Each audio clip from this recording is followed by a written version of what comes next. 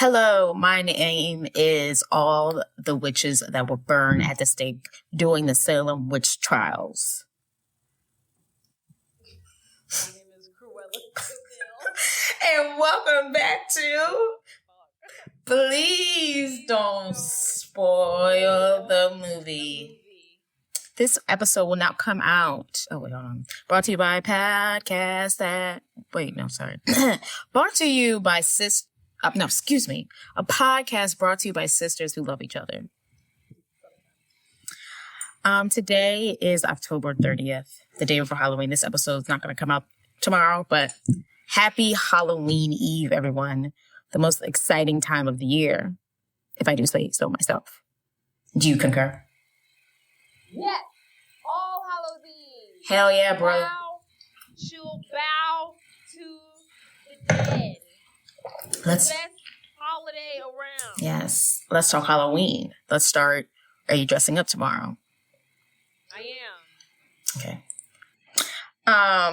Let's talk Halloween. Where are you dressing up? Are you dressing up tomorrow? Are you familiar with the film The Rocky Horror Picture Show? Never heard of it. Well, I'm just joking. Are you coming? Oh. well, if you don't know, it's a film from the 70s, a real cult classic, dressing up as Frankenfurter. You have your costume together. I'm trying to get it together now. It's real makeshift. Makeshift. It's real. Yeah, it's real makeshift. That's not how you say the word. Makeshift? What's the word? How do you say it then? It's not makeshift. I can't. You don't even know what the word is. Because you threw me off. Makeshift. That's what I said. Makeshift. You're saying it weird. Say it again. It's really makeshift. Really I think I'm not makeshift. quick. Makeshift. Makeshift. I don't know what you're saying. I don't like what you say it. And that's fair. You're gonna run a lot of black people. They're not gonna know who you are. They're gonna have zero idea. And then it doesn't help that I'm also black, playing a white character. So they really aren't gonna get it. No one's gonna have any idea who I am. No. I wish it was. And I know that I executed it perfectly. I'm mad that we're not spending Halloween together anymore. Okay, what are you doing? Oh, you might have to Google it. But I am going as a vampire, but I'm going as Zoe Kravitz vampire for a couple years ago. Look it up so you have an idea. But it's basically like a vampire who's like just woke up. They're in a robe. They're in their PJs. But they have blood all over them. They have a newspaper in the hand. Look it up. It's cute. Yeah, it's cute. Yeah, simple. Because what I was going to do for a second is I was going to do The Corpse Bride. From the movie The Corpse Bride by, whatchamacallit? What's his name? The guy who makes those movies. Tim Burton. Tim Burton's Corpse Bride. But I'm coming from New Orleans. I'm going to meet up with my friend Malika, and we're doing zombie paintballing. Zombie paintballing, of course, is on the fucking West Bank. And it's from 6 to 9. If I was going to do, I was never going to make it. If I do that. If I was going to do Corpse Bride, I was never going to make it. Yeah, I was never going to make it over there with blue paint. And I already paid my ticket. And I want to go, but I should have just, when I heard the West Bank, I should be like, actually not going. Because it's too much to get over there. And it's from 6 to 9. I'm not going to make it. I'm just trying to get there.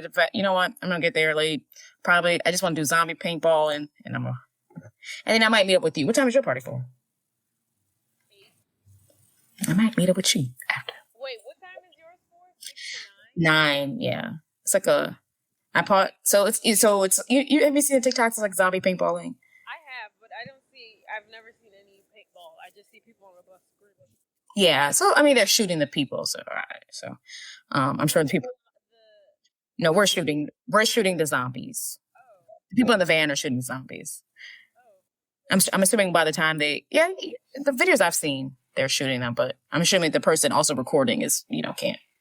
Are they covered up in anything? Are they protected? Yeah, they have like face masks on, and I'm sure they're like layered up. Great. But sorry, we've been having technical difficulties, and I was about to throw this laptop across the fucking room if it did one more fucking thing because it's pissing me off. And it's after work and we have things to do. But it's okay. It's all figured out. I figured it out. I've got it. She knew shit. I've got it. But also, it's all taken care of. Thanks to me. Do shit, but tell me to get it together as well. But we're excited. That motivated you. Yeah. We're excited for Halloween. Jay's dressing up as, what's his name? Frankenfurter. On that topic that I'm really upset, and next Halloween, we do have to figure it out. I do want to go watch Rocky Horror Picture Show, but like when the people talk, I feel like you've never seen that. Next Halloween, we're going to do it. Because you've never seen it, them do it. When they the audience talks, we're going to do that next year. Okay, what I was trying to say is 1 year we have to go see the Rocky Picture Horror Show where they talk live and in person, where the audience talks. Well, it's just a movie. Have you ever watched the movie? Mm-hmm. When I watched, terrible. When it's different. When I might have missed like the first 15, 30 minutes. Well, I saw when they got to the castle, so I saw most of it.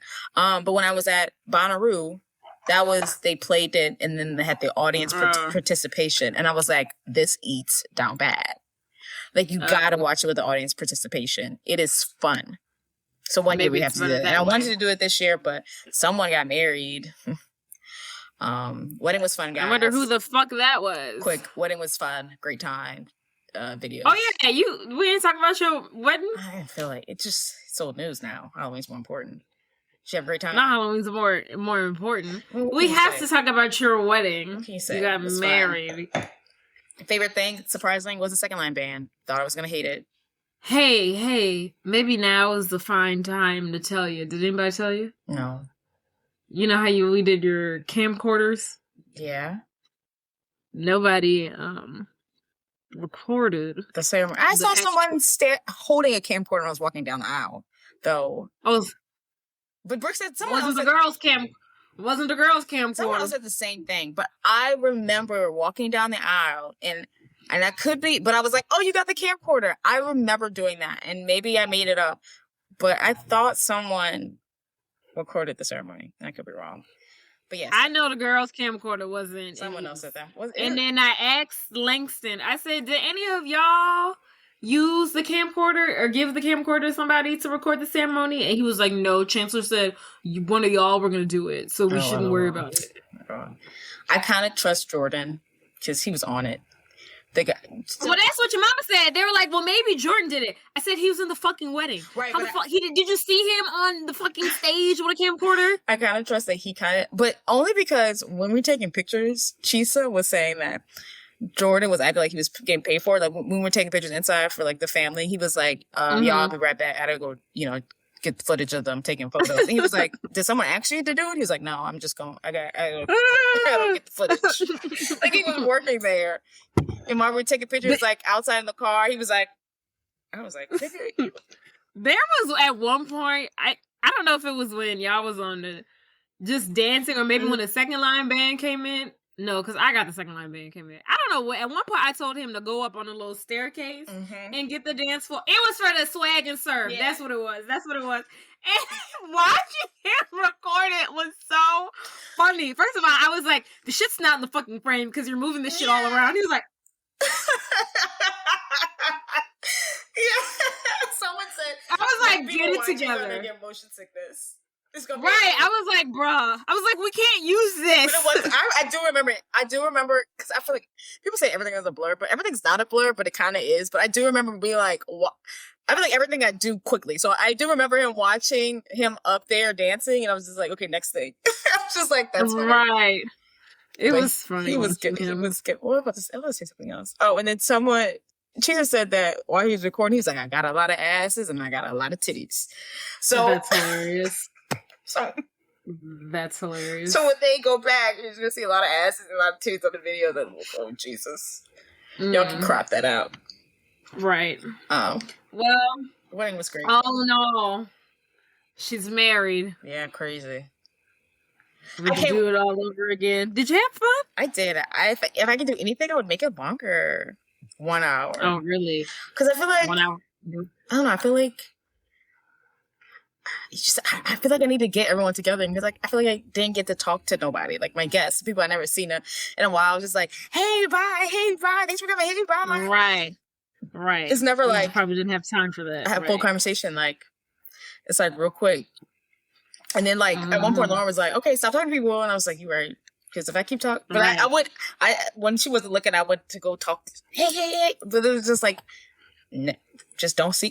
You don't like. You need I get why people do like brunch in the morning because you need that, but also like I'm not doing that because gross. I'm not waking up and doing something else. But or like you need like a pre and a post. Yeah, to really something. Or that's why we went to Jolie after. Wasn't that such a great idea? Oh yeah, I forgot about Jolie. That was fun. I forgot about that. But did you have a great time? Yes, I'm not gonna lie. Being the maid of honor, it's a lot. It was a lot of weight on my shoulders. I feel like you say that, but I'm just like, I mean, besides the Bachelorette. No, I don't know what it was, Jordan. I was like anxious the whole fucking day. I was like, you couldn't tell, but people were bothering. Are we doing interest in that? What did you want me to do? Right. And that's when Lauren came up. She was like, tell everybody to get out of the room. Nobody should be in there except for the wedding party. So now I gotta tell all these motherfuckers to get out of here. That was pissing me off. Hi, I need y'all to leave. Hi. That was the only thing that pissed me off. I was like, why are they in there? Yeah. Why are they in there? The day of coordinator, she telling me, "Oh, I need everybody's bouquets for the wedding cake photos. Nobody know what a bouquet is, so now I gotta round up the damn bouquets myself." I said, "This is a lot. This is a lot of moving and grooving. I'm sitting here." Yeah, you are kind of like the middleman between me and the I sure was. And then people were asking me. I said, "Look, this is nice and all, but I don't know if I want one of these." Who said that? Someone. Was it Dion? No, I know you said that, but someone told me you said that. I was like, Jay said that? Right. Oh, somebody told you I said that? Yeah, I think it was Dion. I was like, that doesn't sound like maybe her. It was her. It doesn't, right? But I was really like, maybe I'll just piggyback off of hers and I don't need one of these. Because I was like, this is a lot. No, it is a lot. And like, but maybe because understand like how you were saying like you got sick of people asking questions.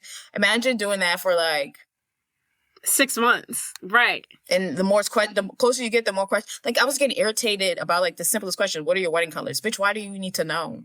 To know that, right? Someone asked me what our bridesmaids' dresses colors was, and I was like, "Why do you need to know that? Why is that information relevant to you in your life?" And then dad was like, so it really extra busy. And the dad was like, one of my people doesn't eat meat. Is there vegetarian options? I almost clicked the fuck out. I was like, what do you? I was like, I don't know. I forgot what I picked. I really don't. Right. I feel like that's a struggle for you, and you should decide. You should figure that out on your own. Right.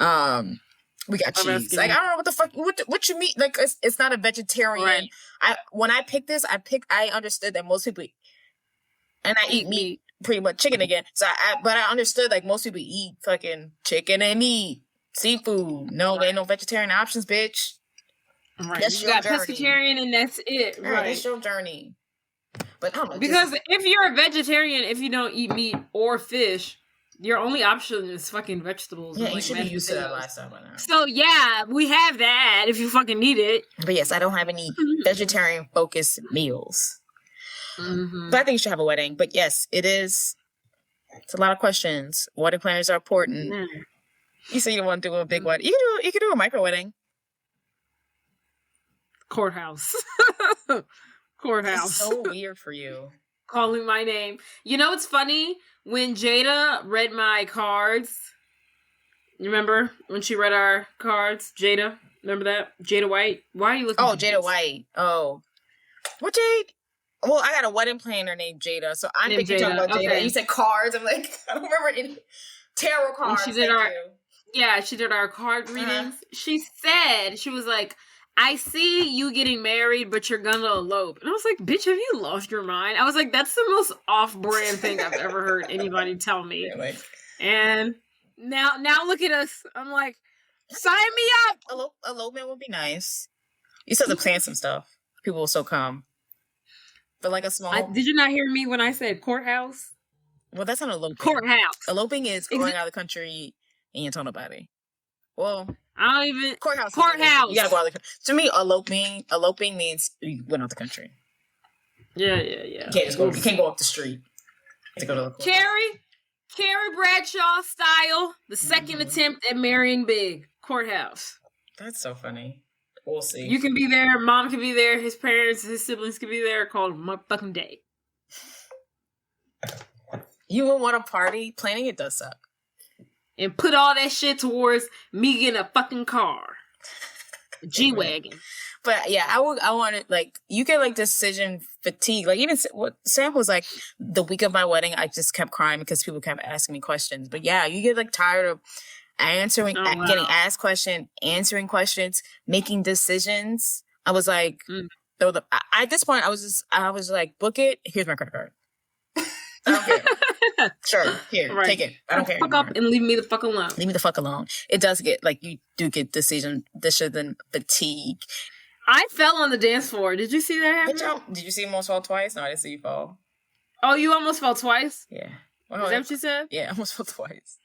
Well, I fell. How? I completed the task. No, it was like, I think they were playing jigging music. They were playing that BR shit. And then so I was doing one of these, like I was like, and then I just, whoa. Did someone catch you? Like I was going back. Did you get right back up? Hopefully. Joshua put me up. Joshua, come here. There's some footage. Oh, I feel like I didn't get enough time to hang out with y'all. I was like, oh my God, I'm so embarrassed. During the swag surf, I was swagging in mine, and I twisted my ankle, and I went back, but I was in the front, so everyone was like, whoa.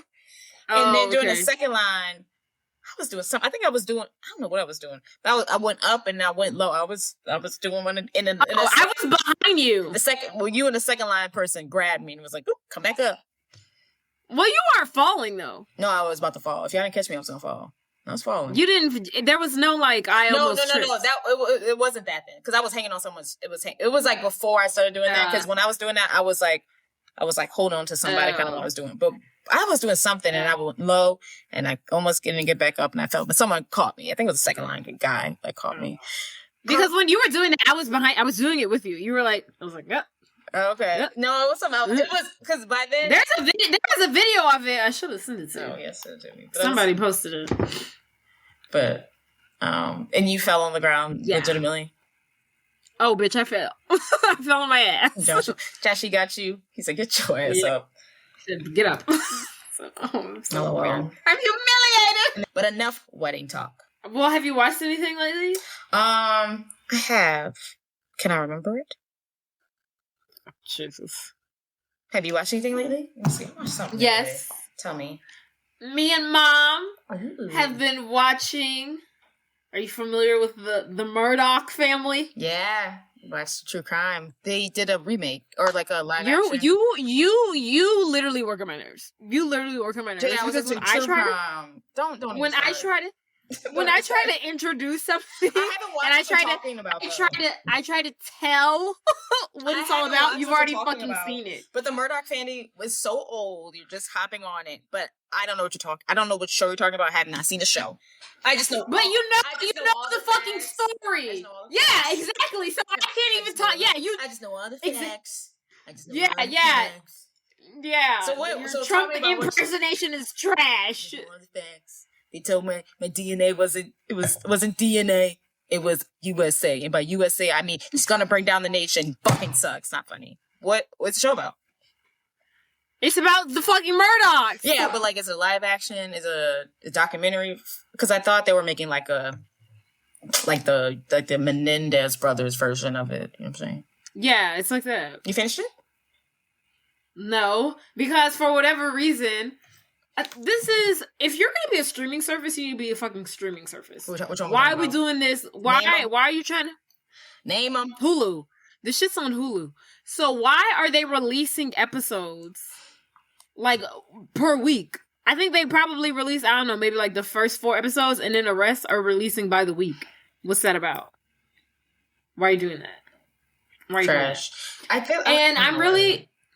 I'm really annoyed because I was really ready to like dive into this whole fucking background on this family, and you know it all already, and that's really annoying. Well, you can tell me. Remind me. It's been a while since I read about it. I only read about it like when it first premiered. Yeah. Well, the show just came out. No, I'm saying when the documentary started coming out, that's when I, a year or two ago. Yeah. But yeah, refresh my memory. Well, the documentary on Netflix is older, but this Hulu show is new. Okay. Thank you. Now, I heard about this shit too. And I feel like the one time I tried to like look into it to understand it, it was very confusing. I like didn't understand because I remember them mentioning a boat and a girl being murdered, but then now they're like, oh, but they killed the family got killed. And I was like, well, what does that have to do with the boat? I was so confused. Like none of it made sense. But now it makes total sense. The show. Now I take you to South Carolina. Hampton County. Bitch. Okay, so the story is all about Alec. First of all, his name is Alex. I don't know why they call him Alec. They're really...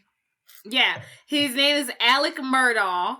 His family, him and his family come from a long lineage of lawyers. Racist. They've been in Hampton County. Exactly. They've been in Hampton County for centuries from his great-great-great-great-great-granddaddy. And so...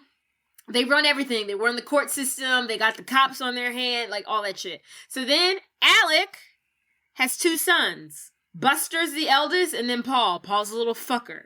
Okay, Paul's a little shithead. Right. Buster is like the golden boy, and Paul's like the little fuck up. Paul also has a drinking problem. One day, Paul goes out with his girlfriend. High school, by the way. Yeah. Well, they're like 19, so they're out of high school. Oh. They're like college? In that freshman college phase. I never realized that.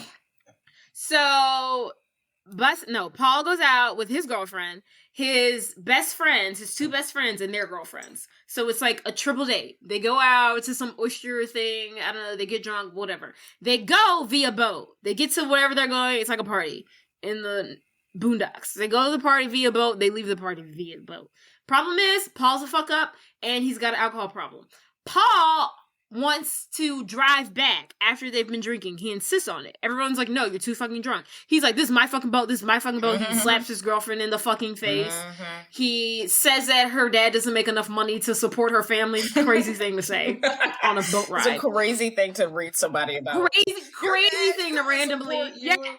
She's like, you're acting crazy right now. You want to know what's crazy? How your dad doesn't make enough money to support your family financially. Okay. Whoa, bro! I don't even know I don't know the comeback for that. What do you want me to do about that? Right. What do you want me to respond to that to be? So they're all on the boat. Paul's drunk. Everyone's like, Paul, let Connor drive. Let Little drive. No. No, he refuses. Of course. The worst thing happens. He goes even faster, and they hit a bridge. People are, ejected from the boat. Mallory, poor sweet Mallory, one of his friend's girlfriends, is ejected from the boat, and so is Mallory's boyfriend, Anthony. They're both ejected. Everybody else remained on the boat. They got cut, scraped. Somebody broke their jaw. Another girl, like, her finger was, like, cut open and everything. But Mallory and Anthony, the couple, are only the 2 to be ejected. Anthony resurfaces from the water. Mallory, unfortunately, does not.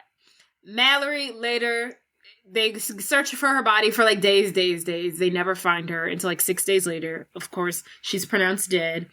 Tragic thing. Paul was the one driving. Everyone goes to the hospital except for Anthony. Anthony stays behind looking for his girlfriend who is submerged under the water. Paul doesn't give a fuck. The first thing he does is call his grandfather and his dad. Daddy? They arrive at the hospital where all the other kids are at the hospital. The first thing they try to do is pin the situation on Connor, who was also on the boat. He was standing next to Paul while Paul was driving. So they tried to pin it on him. Crazy. Paul was 100% the person who was driving. Eventually, I think he gets, like, indicted for it, blah, blah, blah, blah, blah. Loses all his friends. Mallory dies, so of course they put the blame on him, rightfully. Loses all his friends. His girlfriend breaks up with him, etc., etc. That's issue number 1 with the Murdoch family. Issue number 2. Alec, the father, is an embezzler. Embezzle! He embezzles, so whenever he takes on a client, he gets some settlement money. He embezzles all of it. Scammer. That. Okay. Oh, no. Top tier grade A scammer. Like, he's embezzling millions. He's embezzling millions. So, that's another thing. Also, Alec has a drug problem. He's, like, addicted to, like, opioids or some shit. He's popping those fucking painkillers left and right. 5, 6, 7 a day.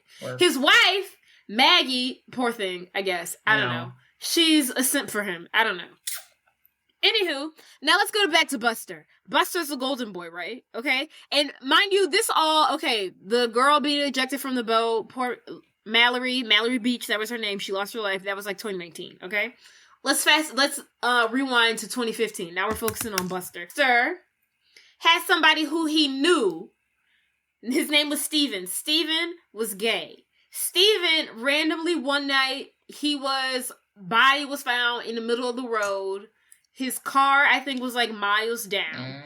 And they tried to say, like, he got hit and ejected from the car. The way the scene was set up, like, he couldn't have possibly blah, blah, blah, blah, blah. But the whole thing is, like, it seemed like Buster had something to do with it. People were saying that Buster and Steven, they were secret lovers.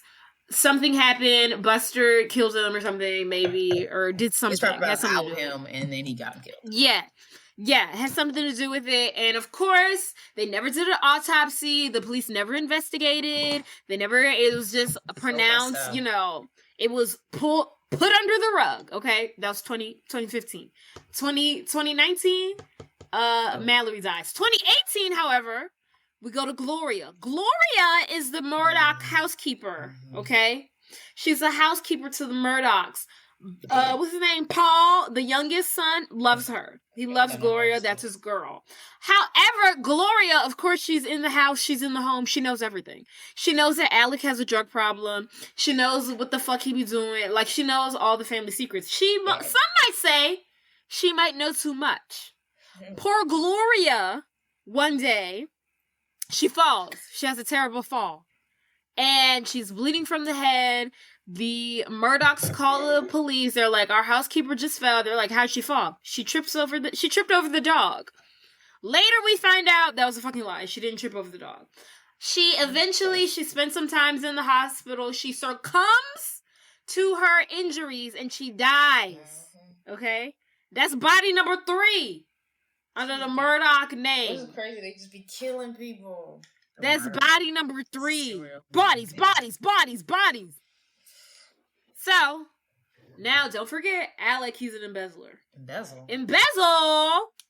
So, 2015, we had Steven. 2018, we had Gloria.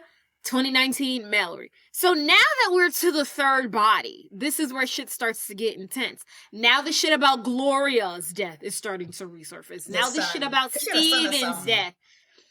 Yeah, I'm glad you brought that up. I completely forgot about that. So Gloria, once she died, she had 2 sons. 2 sons. Alec tells the sons, hey, I'm sorry that your mother died and this happened on my property. This is what I'm going to do for you. I'm going to allow you, this is what I'm telling you to do. I'm telling you to sue my insurance company that is insured on my home, the insurance that I have on my home. You're going to sue them. And you're going to get a settlement. And that settlement will now cover the cost for your life, for your mother's funeral, etc., because it happened on my property. That's what we're going to do. We're going to cheat the system, and I'm going to get you guys money. I'm going to do right by y'all. Guess what he does? Once they sue him, guess what he does? He embezzles the fucking money! He embezzles the money that he promised them. It was like $2 million or some shit. He embezzled it. How did he get it first? I don't understand that. I didn't understand it either. I don't know how fraud works, but he did it. Okay. So, now that Paul has killed innocent Mallory Beach, all this stuff's coming out. Steven's stuff. The stuff about Steven's coming out. The stuff about Gloria and the embezzlement is coming out. Now Alec's in hot water. You get one. His 2 sons. Dead body. Yeah, you got 3 bodies under you that we now know that you're covering up. You have embezzlement issues. Then Mallory Beach, her family is now suing Alec for a wrongful death. So now he's got all these lawsuits. Yeah, the fucking money's going out. He gotta take the heat off of him. So what he gonna do? He's gotta kill his family, of course. What's crazy? As any white man would do. It's crazy. He must execute them. Crazy. Familia side, I think is what they call it. Oh, I've never heard of it. Because you would think in a white man's world, the solution is, okay, I must off myself. No. Instead, he offs his son and his wife. June 7th, 2020, or 2021. 2021. He calls 911. And it's like, my son, my wife, I just got home. They've been shot. They're not moving, blah, blah, blah, blah, blah. Turns out, he fucking did it. Gag is, we still don't really know. I guess, well, he did it to get the sweat off of him. But he kills his wife and his son. Poor Buster. I feel for Buster. I really do. Which one's Buster? Because your mama dead, your brother dead, and now your daddy in jail. So... Ronald was still living? Yeah, so he only kills... Buster is the golden boy, the right? gay one. So Buster was away, So Buster was away at college, at school. He was in law school. So Paul's the fuck up. So Paul living in the house, okay? Paul's at home. So Buster's away. Buster got lucky. So he only killed his wife and the youngest son. Right. So he kills them. He's on the drugs. He's taking all those fucking opioids. The money's running out. Wife, they got divorce allegations going around. So, most time when people do familicide, they murder their family and they get the fuck. They grab their things and they leave. And a lot of the times, like if you kill them in the house and if you do it like, no one will come check on them. You say, hey, we're going out of town next weekend. We might not be in touch. You murder your family and then you skip town. Right. And people don't know. We need to be looking get out of Dodge. It's too late. This motherfucker said something like this. He was never going to get away with that, sir. And then, so what was even crazier? So then he kills them. I guess to try to get. So I watched the show. I haven't finished the show because they're releasing the episodes weekly. The how many episodes you got left? Do you think? I think 3. So I watched up to all the episodes that I could watch. So then I was like, well, let me watch the fucking Netflix documentary. So then I watched the Netflix documentary. So in the Netflix documentary, after he kills his wife and his son, I guess he tried to make it seem like, okay, I need to make it look like I didn't do it. So then a couple of weeks later, or a couple of days later, he calls 911 again, and he's in the middle of the road, and he's like, hey, my name is so-and-so, I've been shot. Someone tried to shoot me. Right. And they're like, what's your name again? The lady, they showed the video, or they played the video, and they're like, okay, what's your name? And he's like, Alec Murdoch. And the lady's like, Alec Murdoch? Oh, okay. I thought it was so funny. Yeah. But anywho, so then the reporter who was like, she's like, yo ass? Right, yo ass. So then the reporter who was covering the story was basically so the guy who got to hire him had worked for him in the past. Basically, the reporter was he was trying to get, the guy who shot him, I guess he paid him. I forgot what she said it was. Oh, I think she was saying that Alex Murdoch was going to have him, some kind of way, have the guy shoot him and then shoot him back. Basically trying to make it seem like he was the guy who killed the wife and the son. And then, was now targeting him. Right. But that wasn't the fucking case. Right. So. Yeah, no, it's crazy. He was found guilty, now he's in jail. And it's funny because, I feel like there's so many shows like that. And Paul never went to trial for Mallory Beach's murder because he was killed before he could. He should be in jail. And the gay one should be in jail too, because he killed that boy. I feel really bad for him. Don't. That story seems like the less the more, or the unless the his less dad, concrete. unless his dad. That one seems the most. Mallory, that was obvious. Gloria's yeah, they definitely fucking killed her. But him, I was we don't know. Unless the dad killed him, but that boy definitely died because he was fooling around with him. And either the dad was upset that he was gay, but that boy died because he was fooling around with him. I don't know. Buster doesn't give me gay. He doesn't. If he was a Republican, he's probably gay. If he's a Republican and hates gay people, he's probably gay. You got me there. But even in the show, they were giving propaganda that I was low-key falling for. Because even in the show, they tried to make it seem at first they were okay, yeah, Buster has something to do with this. But then, the girls, not the girl, excuse me. The reporter girl and Steven's mom were like having a conversation, and Steven's mom was like, I don't think Buster had anything to do with it. And I was like, y'all are pushing this propaganda. I don't care. He's part of the problem. You benefited from this. I'm sure murder is probably the worst thing you guys done, but I'm sure you guys have also done evil things and you've benefited from them.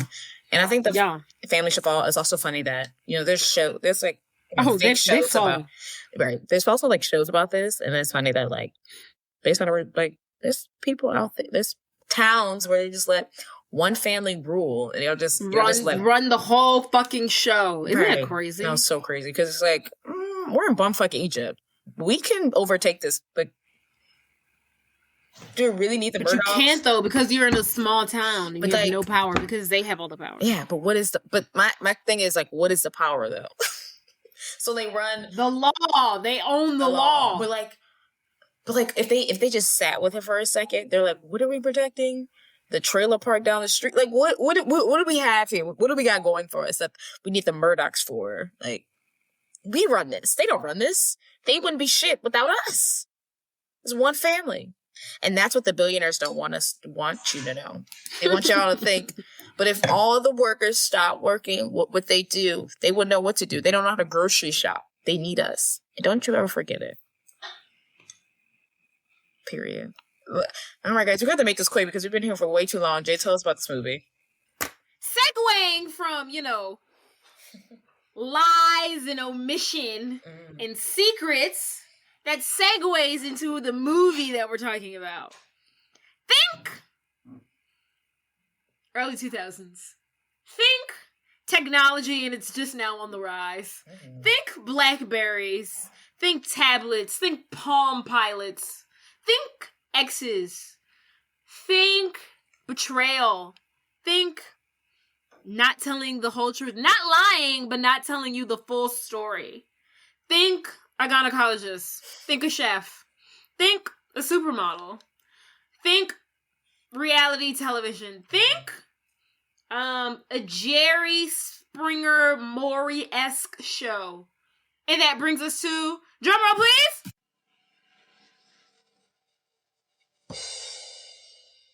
Little Black Book! What a fun movie. Summary. Stacey, played by the one and the only Brittany Murphy, R.I.P., is an associate producer for a daytime talk show featuring Kippy Can, played by Kathy Bates. She's upset that her boyfriend Derek won't talk about his past relationships. But with encouragement from her coworker Barb, played by Holly Hunter, Stacey steals Derek's little black book, his PalmPilot, and contacts his ex-girlfriends and interviews them under the pretense that they will be on her talk show. But things get complicated when Stacey forms a friendship with one of the girls.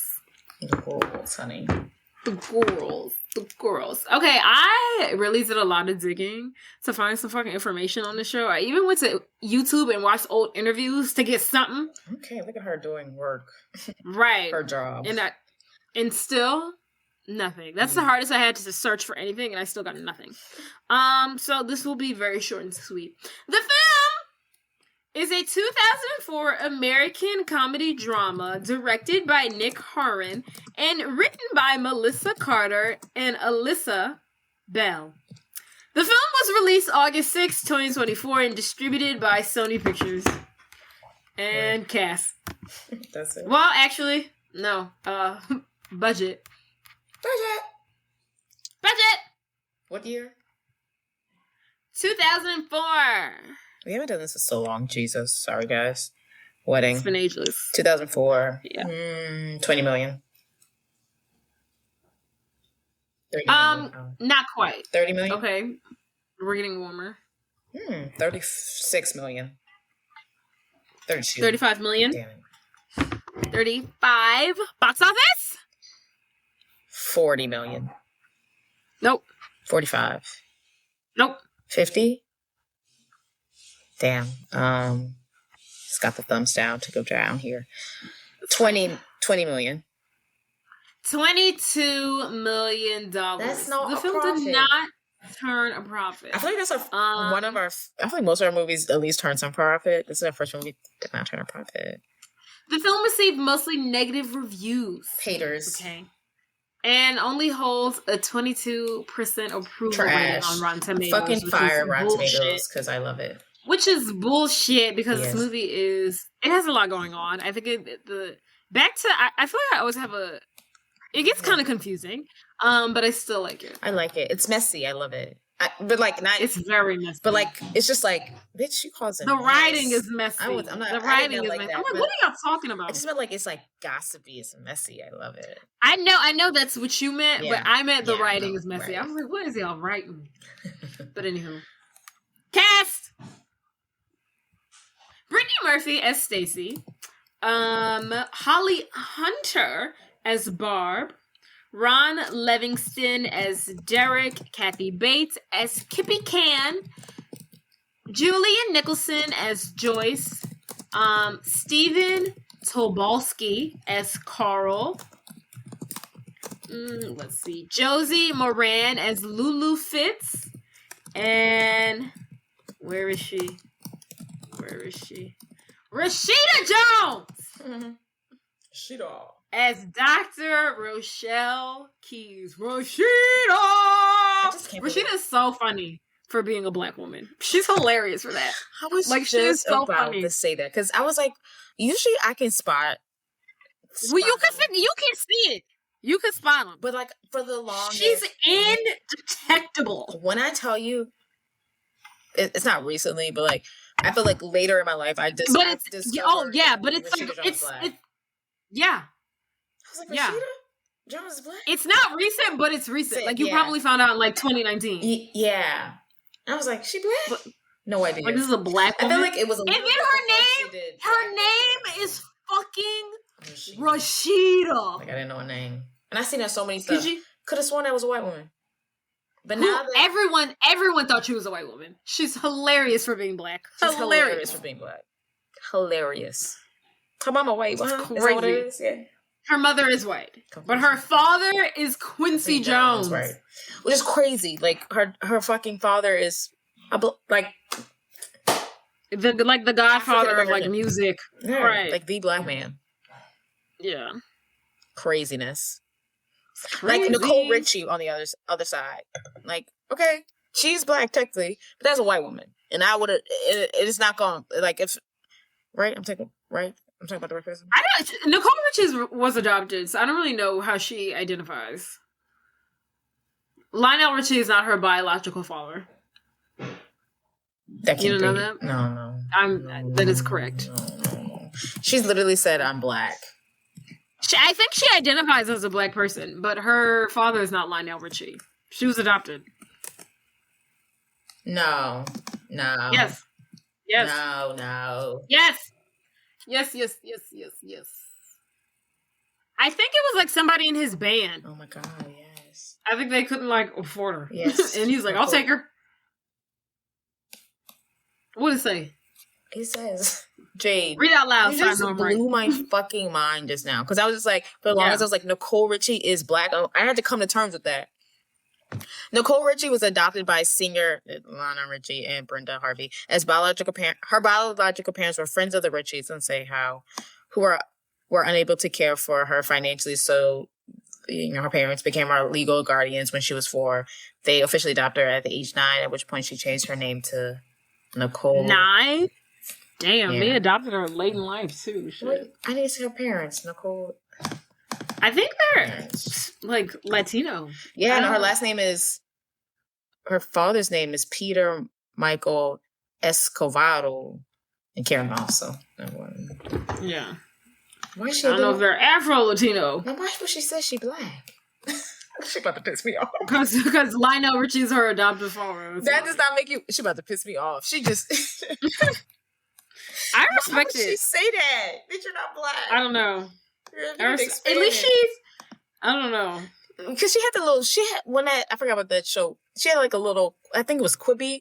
They like that. She had a show on Quibi or something like that. And I remember the clip from it was like, you're not black. I was like, yeah. She black? And I was like, she is right now. That bitch like Lionel. Shit, the bitch done got me does. good. Mm-hmm. That is hilarious. No idea. Let's move on. We can't. I can't. Rashida. Yes. Don't look now. If I find out Rashida Jones is about it, it's gonna piss me off. Nah, that bitch. That's her daddy. Rashida. Anywho. All right. Yeah, that's all I got. Movie cast. So the movie. Let's dive in. So the movie opens up. We see our main character, Stacey, in a car. She's crying. But this, this is the beginning of the movie, but we're seeing the end. So we flashback. We get a story of Stacey. She's like, how did I get here? Record scratch, you're probably wondering how I got here. She's about to tell us how she got here. So her mom, also a helpless romantic. Oh, she was going through divorce. She gets her vibes from her mom. Her mom likes to listen to this singer named Carly Simon. Carly Simon. So Stacey, when she's down, she also Carly Simon. She has dreams of working with Diane Sawyer on television. She said her biggest dream is one day she will work with Diane Sawyer. We see her in high school, fawning over her as they watch TV. And let's see, she goes to college. She meets this boy named Bean. She's passionately she breaks up with him, but she breaks up with him because she has bigger dreams for herself, and she doesn't want Bean to hold her back. And Bean was like, "You're stupid. What if we could be the one?" And she's like, "Oh damn, you're right." She tries to get back with D&D, and it's not enough. Anything else about the past I should mention? Her mom has instilled in her, if you are going to be with somebody, you need to be absolutely certain, because she tells her, what is it, luck? What the fuck does she tell her? Luck happens when preparation meets destiny. Opportunity meets preparation. Luck happens when opportunity meets preparation. That's that is right. what her mother has instilled in And it's not her. a lie. I don't understand the dynamic. I thought it was very confusing. But What do you mean? Whatever. I don't know. I was like, so does she like hate her? Not hate her mom, but I was like, you would did she think blame they would her mom hate for each how other. she came out? I was like, her mom. I feel like her mom's supposed to be a hippie, but she's not.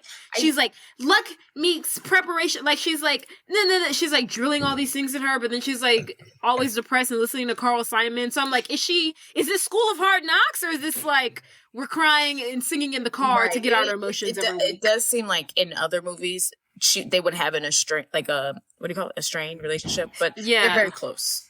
Surprisingly, I agree.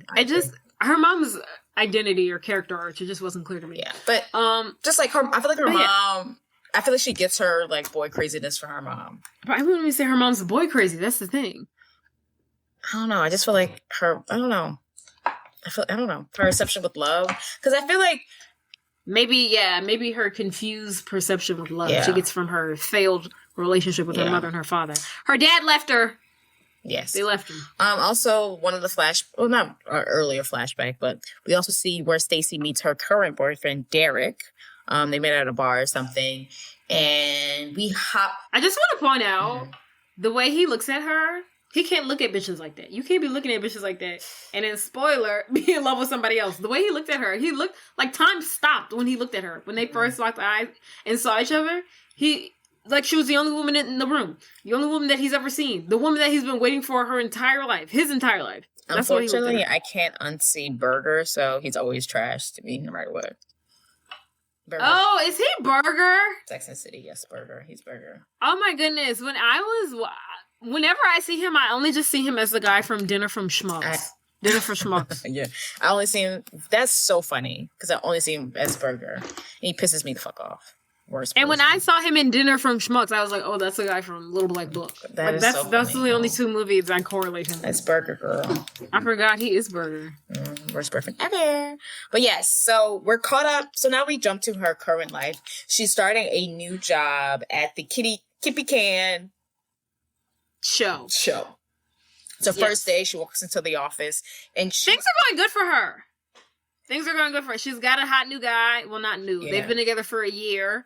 And now she's starting at the Kippy Can show. It's not her dream job, but it gets her one step closer to her dream job, which is with Diane. Yeah, so you gotta start somewhere. On our first day, I feel like she immediately gets under the wing of a secondary character, Barb. Barb is like played by Holly Hunt. Barb is giving like mommy, like your work mom rules. Like, come here, sweetie. Like, let me come with me. I got you. Like, follow me. I'll show you the ropes. Yes, I feel like it's instant like friendship, like an instant click. Yeah, they instantly clicked. They gave duo the second they met. She shows her around. So, she's showing her around. She's showing her the studio, all the people. She introduces her to Carl, who's like the head producer, like Kippy's right-hand man. We also meet Ira, who is played by Kevin, I forgot his name, Sussman or something like that. He is a producer on the show as well. He has aspirations to be promoted, and basically the Kippy Can show is like a one notch, maybe half a notch above like Jerry Springer. Yeah. It's a little bit more classy than Jerry Springer. A very little. But not that much. Yeah, the only thing classy and about Kippy Can is the host. And so, I don't know. Yeah, so on her first day, she gets to see a live taping of the Kippy Can show. She's having a great time. She sees how Kippy Can show runs. She's meeting everyone. She's having a good first day. She makes a couple of mistakes. But at lunch, she gets to debrief with Barb and Ira. So at lunch, she meets Kippy Can for the first time. Kippy Can is very welcoming. She doesn't recognize Ira, which I respect because I'm like, yeah, only women in the building. But Kippy seems to know, Barb really well. We learned that Barb just broke up with a boyfriend, which I think inspires some of her actions throughout this movie. We learned that Kippy is on her way out. Like, they want to get rid of her. Her ratings are low. Kippy's also having this thing where people are sending things to the tabloids and talking shit about her. It's clearly an inside job. She's trying to figure out who's doing it. There's a mole. Yeah, someone's sending shit. But it's coming from inside the house. Yeah, it's coming from inside the house. Oh, at one point we see like where they do like a pitch. They have a pitch meeting. I think I skipped, but in the pitch meeting, they pitch. Let's have a show their where ideas. Little people fall in love or rap baby mama and a pregnant person. This is like gaudy stuff. But slutty grandmothers. Yes. While they're in this pitch meeting, Ira suggests Little Black Book. Go on, Carl says. A little black book. One device to know everything about your man. You got your numbers in here. So this is like the first text message. Who he's texting, what he's doing, what he's done in his past, what is he up to. This is the first introduction we have in 2004 to snooping, to spying on your man. We now have cell phones. What a long way This is the first. Look how long we've come. Could you imagine catching your boyfriend cheating with the first phone? Probably so easy. If you just tried a little bit. I mean, I'm sure they didn't know to try, but like so easy. Right. I love how this is like the beginning of finding out how to snoop on your man. Right. But in this meeting, Carl likes this. He's like, okay, like that idea. Let's hold a pin in it. I don't think they like officially green light it yet. Also, so back to lunch. I jumped around a little bit, but also coming up is sweeps. I've heard this term a lot when I watch like TV shows, but sweeps is like, I don't know, like the most popular time of like the TV show realm when you really want to get your ratings up. So sweeps is coming up, and they gotta have a good episode for sweeps. They have to have a good episode for sweeps, and that episode will also be live, whatever sweep episode they pick. And it's very important. Everyone wants to have their idea picked, and I think instead of becoming assistant producer, they become head producer. I don't know. They get a promotion if your idea is picked. They didn't explain that good to me. Yeah, they really did. Pissed me off. But yeah, so we got a little background, everything. Anything else? But Ira apparently is like next in line for promotion. Yes, like, Ira wants it. He wants it bad. And then also like during this luncheon, so Ira steps away, it's just Barb and Stacey. Barb talking to Stacey was talking about Ira, and Barb says that Ira's not going to make it here. Stacey asks, why do you think that? Because he cares too much what people say. This is a dog-eat-dog world, and if you want to survive, you got to not give a fuck. And it kind of gives me a glimpse into Barb's thought process here, because after this, Stacey says something like, "Oh, I really want to win sweeps, so Kippy can stay and she can do good and she wins, we all win type vibe. And Barbara's like, I don't really give a fuck. This place could blow up. Don't care. Which is fair because, you know, it's just a job, but still. So that's her first day on the job. Not bad. So she goes home. She's doing recon. She's, you know, watching old tapes from Kippy Can. And the one particular episode that she's watching, it's a bulimia episode featuring the model Lulu Fitz, who I guess is like our today Bella Hadid. I don't know. And so she's watching it, and her boyfriend Derek is packing in the background. He's going to Detroit for some hockey shit. He works for some hockey team. He's going 2 weeks to Detroit to recruit for his hockey team. And he's like, oh, what are you watching? And she's like, oh, just some stuff for the show. And then the camera, the TV pans to Lulu Fitz. And she's talking about bulimia, etc. And Derek goes, oh, I always knew she barfed. But he says it. And the way this movie talks about bulimia is not today, Tom. It was so cruel. I'm like, wow, y'all just being so rude about the fact that she suffered from an eating disorder. You're like, I just love how they I just thought it was so funny how they associated bulimia with the model. They're like, of course. I mean, I guess it makes sense because I mean, yeah, but you have to have an eating disorder to stay that skinny, unfortunately. But damn, they were kind of cruel with it. Well, now who's the one being who's the one with the crazy bulimia talk now? I don't think that's you have crazy. to have bulimia to stay. No, I didn't skinny? say you have to have bulimia. I said you have to have an eating disorder to stay that skinny. I stand by that. Oh, okay. JD, well, they're on. Have you ain't never seen? You ain't never seen. Some Real of them are just Housewives. naturally skinny. Some of them are, and some of them have almond moms. Like, what's the really? What is an almond mother? You remember that one? When your mom is like, "You're hungry? Here, eat an almond." It's a mom who's pushing an eating disorder on you. Like the one that was on Real Housewives of Beverly Hills. That's Yolanda. Yeah, Hadid. That's Hadid, huh? I think that's around. Yeah. Mm-hmm. They often reference some scenes from that show where she was kind of being an almond momish. She's like, you don't need to eat that. Eat this. Be like, okay, back to Lulu. So she has bulimia. Derek's like, I always knew she barfed, and Stacey's like, oh yeah, I watched her bulimia documentary too. And he's like, no, I used to hear her barf. And she pauses the TV and she's like, you've heard Lulu Fitz barf before? And he's like, yeah, when we dated. Stacey's like, you dated Lulu Fitz? And he's like, yeah, I thought I told you. And she's like, no, that never came up in conversation.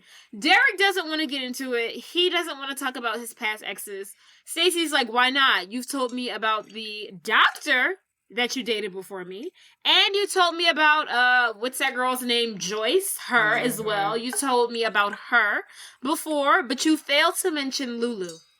And he's like, look, this is why I don't want to get into this stuff. Like, pull out all these old skeletons. Look how worked up you're getting behind it. Just know it didn't work out. And he also tells her that it didn't work out because the sex wasn't good. And that gives her some level of like comfort because she's like, oh my God, thank God the sex with the hot bulimic model didn't work out. Praise Jesus. So she's happy about that. And he's like, let's not bring this up again. And she's like, I promise I won't bring it up. The next day. I just want to mention, Derek says like, it's been different. I mean, now that I watched the movie, Derek has to be rich because he lives in a brownstone. His apartment's pretty big, and he dated a model. The first couple of times I watched this movie, I was like, why would he ever? Like, how did he pull that? Huh? Like, how would he pull that? Yeah, how would he pull that? But I guess, but he works with the Devils, which I guess is a popular, he works for the sports hockey team. Yeah, so he's got money, I'm assuming, but he's not a billionaire. But I guess. Also, they have a dog. The dog come into play too. Oh yeah, Derek has a dog named Bob. It's like a big ass pit bull or some shit. Yeah. Anyhow, so the next day, after she told Derek she wasn't going to talk about Lulu Fitz anymore, she's talking about Lulu Fitz to Barb and Ira. She tells them that her boyfriend dated him, whatever, and they're like, what the fuck? And they're basically like, well, what else information did you find out? And she was like, well, I told him we wouldn't talk about it anymore. And then Barbara's like, you can't do that. She's like, you have to know what your man is doing. Don't be like me. My man, who I just broke up with, I forgot his name. was sleeping with all of New Jersey. I hate that this movie's set in New Jersey. That really irritates me. Right. It is set in New Jersey. But I was like, why is this not set in New York? Because, I mean... Barely. If anything, it should have been set in LA because I feel like that's where, like, those, set stages are. Type of shows are... Oh, that's very true. But I feel like those set stages aren't in New York. I could see it be in New Jersey.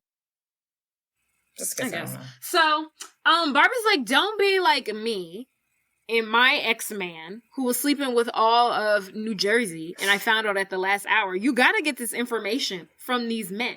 And Ira's yes-manning her is like, yes, absolutely, you have to do that. And she's like, Stacey's like, well, that just doesn't seem honest. And they're like, tough tits. And they're like, well, what are his parents like? Have you met his parents? She's like, no, I haven't met his parents. And then they're like, what are you doing? Yeah, it was just crazy. And Barbara's like, look, he's gone for 2 weeks. This is your opportunity to lock down, hunker down, and find out some shit about him. And they're basically, Ira resurfaces his little black book idea. And he's like, well, does he have a little black book? Mm-hmm. And she's like, well, yeah, he does. And he's like, go through it. And she's like, no. So Ira continues on with this charade. And he's like, fine, I'll just call Lulu Fitz. So he calls up Lulu. He's like, if you ain't gonna do it, I'm gonna do it for you. So he calls up Lulu Fitz, who has been on the show before for her bulimia. Right. Easy call. And so he's like, hey, Lulu, this is Ira, producer for the Kenny Can show.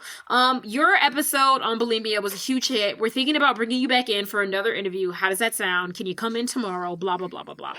It's booked. Booked to business. Lulu Fitz comes in to interview for what she thinks is like a follow-up to her previous episode. So, fast forward, now we have Lulu Fitz, the model, in a room interviewing with Stacey, Barb, and Ira. So, they softball her at first. They start asking her about her bulimia. How did it affect your life? Blah, blah, blah, blah, blah. And then she says... when we were younger. Yeah, she talks about how she was ugly when she was young. Barb says it makes you stronger. Barb asks her, so how did it affect your relationship? She was like, oh, well, it affected a lot of my relationships, especially the one with Stefan. And they're like, well, what about your older relationships? Rip off some names for us. Yeah. She starts naming David, Alexander, Fabio, Sebastian. Then she hits us with the Derek. Stacey's Derek. And they're like, oh, let's hear more about Derek. And she was like, well, it wasn't really anything serious. And it was really just about the sex. Huh? And Stacey's like, excuse me? Come again? Pardon moi? The sex? Because Derek told her that the sex was bad. And then Lulu goes on and she's like, yeah, we couldn't get enough of each other. We just stayed in bed and fucked all night and, but then we ended things because of infidelity. And she was like, oh, he cheated. And she's like, no, I did. I cheated all the time. And then she's like, once it got so pathetic, I just told him to go back to his old girlfriend who used to call in one all the time on his voicemail. Joyce? And Stacey's like, Joyce? She's like, yes, how did you know? And she was like, you said it. I did? You did. I did? You did. You did. She did. So now we hear a little more. Now the wheels are turning. Stacey's like, okay, this is crazy. Okay, he's lying about the sex life that he had with this other girl. And now Joyce apparently used to be calling the phone, crying and whining all the damn time. So the interview concludes. So at this point, Stacey is in her head. Because I've never heard about this. I didn't know he dated a model. Honestly, something you shouldn't hear. So, but after hearing all this, she's confused. She goes back to the house. She's walking around. Bob's watching her touch things. And she's like, you know what? I need a little more information. She knows that Derek keeps a box in his closet, a box of personal stuff. It's labeled, but it's a box of his past. She goes through it. She opens it up to Bob's, the dog's, disapproval. And she finds some pictures of Joyce. Joyce in a bikini. Joyce running a marathon. Derek holding Joyce as she cried that she just finished the Boston Marathon. And she's like, oh, this is Joyce. That's cute. Love that for you. While she's, digging around, she gets a call from Derek. Derek calls the answer. She also sees pictures of Dr. Rachel Keys. Oh, yes. So she sees 2 of his exes in the box. Just crazy. Throw that away. So while she's digging, she gets a call from Derek on the voice message. He leaves a voice message. He's like, "Hey, I accidentally left my PalmPilot, which is his black, his cell phone. His little black book. He left it there, and he's like, I need you to get some numbers on it. When you get a chance, call me back." So she's like, "Oh, okay. Let me find the phone real quick. Just because he asked me to do this." She figured out the password, which is Bob. Honestly, back in this time, we probably didn't even have a password, but we just add that for, fun. So she goes through it that night. And then the next morning, she reports back to Barb, and she tells her everything that she's found. And Barb makes a joke like, who you should call next? You should call Joyce. So Joyce is the head bitch. This is the number 1 ex. And she was like, you should call Barb and say. But also what she finds out is, so Barb's looking through the PalmPilot and she notices, so Joyce's number is in there, but also the location of where she works, which is some restaurant that just opened up like a month ago. Mm-hmm. And Barb points this out to Stacey. She's like, "Oh, this restaurant opened up a month ago." And Stacey's like, "So?" And she's like, "So, it opened up a month ago. That means he just found this information out. That means they're still in communication if he knows where she works. And this restaurant opened up fucking 5 seconds ago." Which is crazy. Because, why aren't you... And then, then Barb is like, you should call her and be like, "Hi, Barb. This is Stacey calling from the Kippy Cam show. And we're having a little cook-off and we'd love for you to join." And Stacey's like, "No, I'm not doing that." For some reason, they get off of Barb. They get off of Joyce. And she's like, "Okay, you're not going to do that. Let's call his other ex." What's her name? The doctor. Dr. Rachel Keys, played by Rashida. And they're like, just make an appointment with her. So Rashida, to our knowledge, is a foot doctor. I forgot what she calls her. But she's a foot doctor. A podiatrist? A podiatrist. And Barb's like, "Why don't you just do a little research, get your feet checked. It's not something crazy." And I feel like this is where the wheels start turning for Barb. Right in here. I feel like...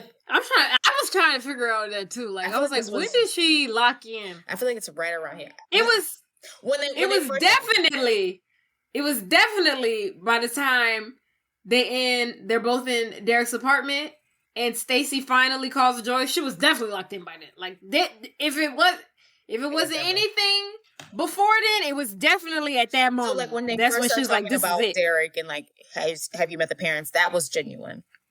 Mm-hmm. I feel like around here when she's like, just call her, because you can tell that Stacey doesn't really want to know. She's a chill girl. She doesn't really want to know, but Barb is like kind of pushing her and is like, "I might as well." And then Stacey's doing it for the plot, and Barb is really doing it for the fucking plot. Right. Stacey's just she's like coming up with all these analogies. She's like, he already lied about the sex with Lulu. Mm-hmm. Like, what else could he be lying about? She's like, what if he comes from a line of dogs? You gotta make sure he's a good guy. She said, "Look under the hood before you purchase the car." Baby, he wasn't trying to purchase the car. They were just having a fling. But anyway, Barb pushes Stacey to book an appointment with Dr. Rachel Keys, the podiatrist. So they make the appointment the next day. Stacey goes. I think she was so like caught up. She gets in the doctor's office. She's undressed. She's got the robe on, and the nurse before Rachel walks in, the nurse is asking her, "When's your last period?" Blah blah blah. She's like, "I don't know why you need to know this information." Dr. Rachel comes in. It's actually a really funny scene. She's like, she claims that she has warts on her foot. And then Dr. Rachel is like, "Okay, like, nice to meet you. Where are the warts? How do they feel? Like, do you want to take this mirror and show me?" And Stacey's like, "Oh no, I don't have to show you with this mirror. I'm actually quite flexible." So she lifts up her fucking feet and she's like, "You can't really see them unless you're like really, really, really close looking at my feet. So if you want to get like a magnifying glass and like look at my feet, that's where they are."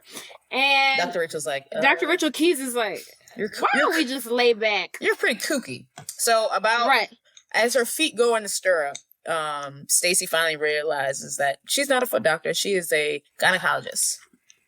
And she's going cooters deep into her vajayjay hole. Going to a gynecologist plan is already scary, but going to a gynecologist off the rip, surprise, not fun. So and then it's your boyfriend's ex-girlfriend all who's up in looking up there. your hoo-ha. So Stacey's trying to like back. calm down while she's getting a pap smear, basically. And she's looking at the pictures on the wall of Miss Dr. Rachel, and she sees a picture of Rachel with no other than the dog Bob. And at this point, she's Derek's dog. At this point, she's like, Rachel, have you ever thought about being on television? And Rachel perks up and she smiles, and they cut to, we're in Rachel's office. And Rachel basically shows Stacey that she has a vitamin line with her photo on it. She's got a book with her photo on it. And she's like, I love being on television. Well, she doesn't say she loves being on television, but she's like, she's very proud of herself and her accomplishments. Yes, she's very proud of herself and her accomplishments. She's ready to be. She honestly, she's probably the most pissed off that none of this worked out, because she loves to be on television. She wants this for herself, and I'm not mad at her. Work, bitch. Mm-hmm.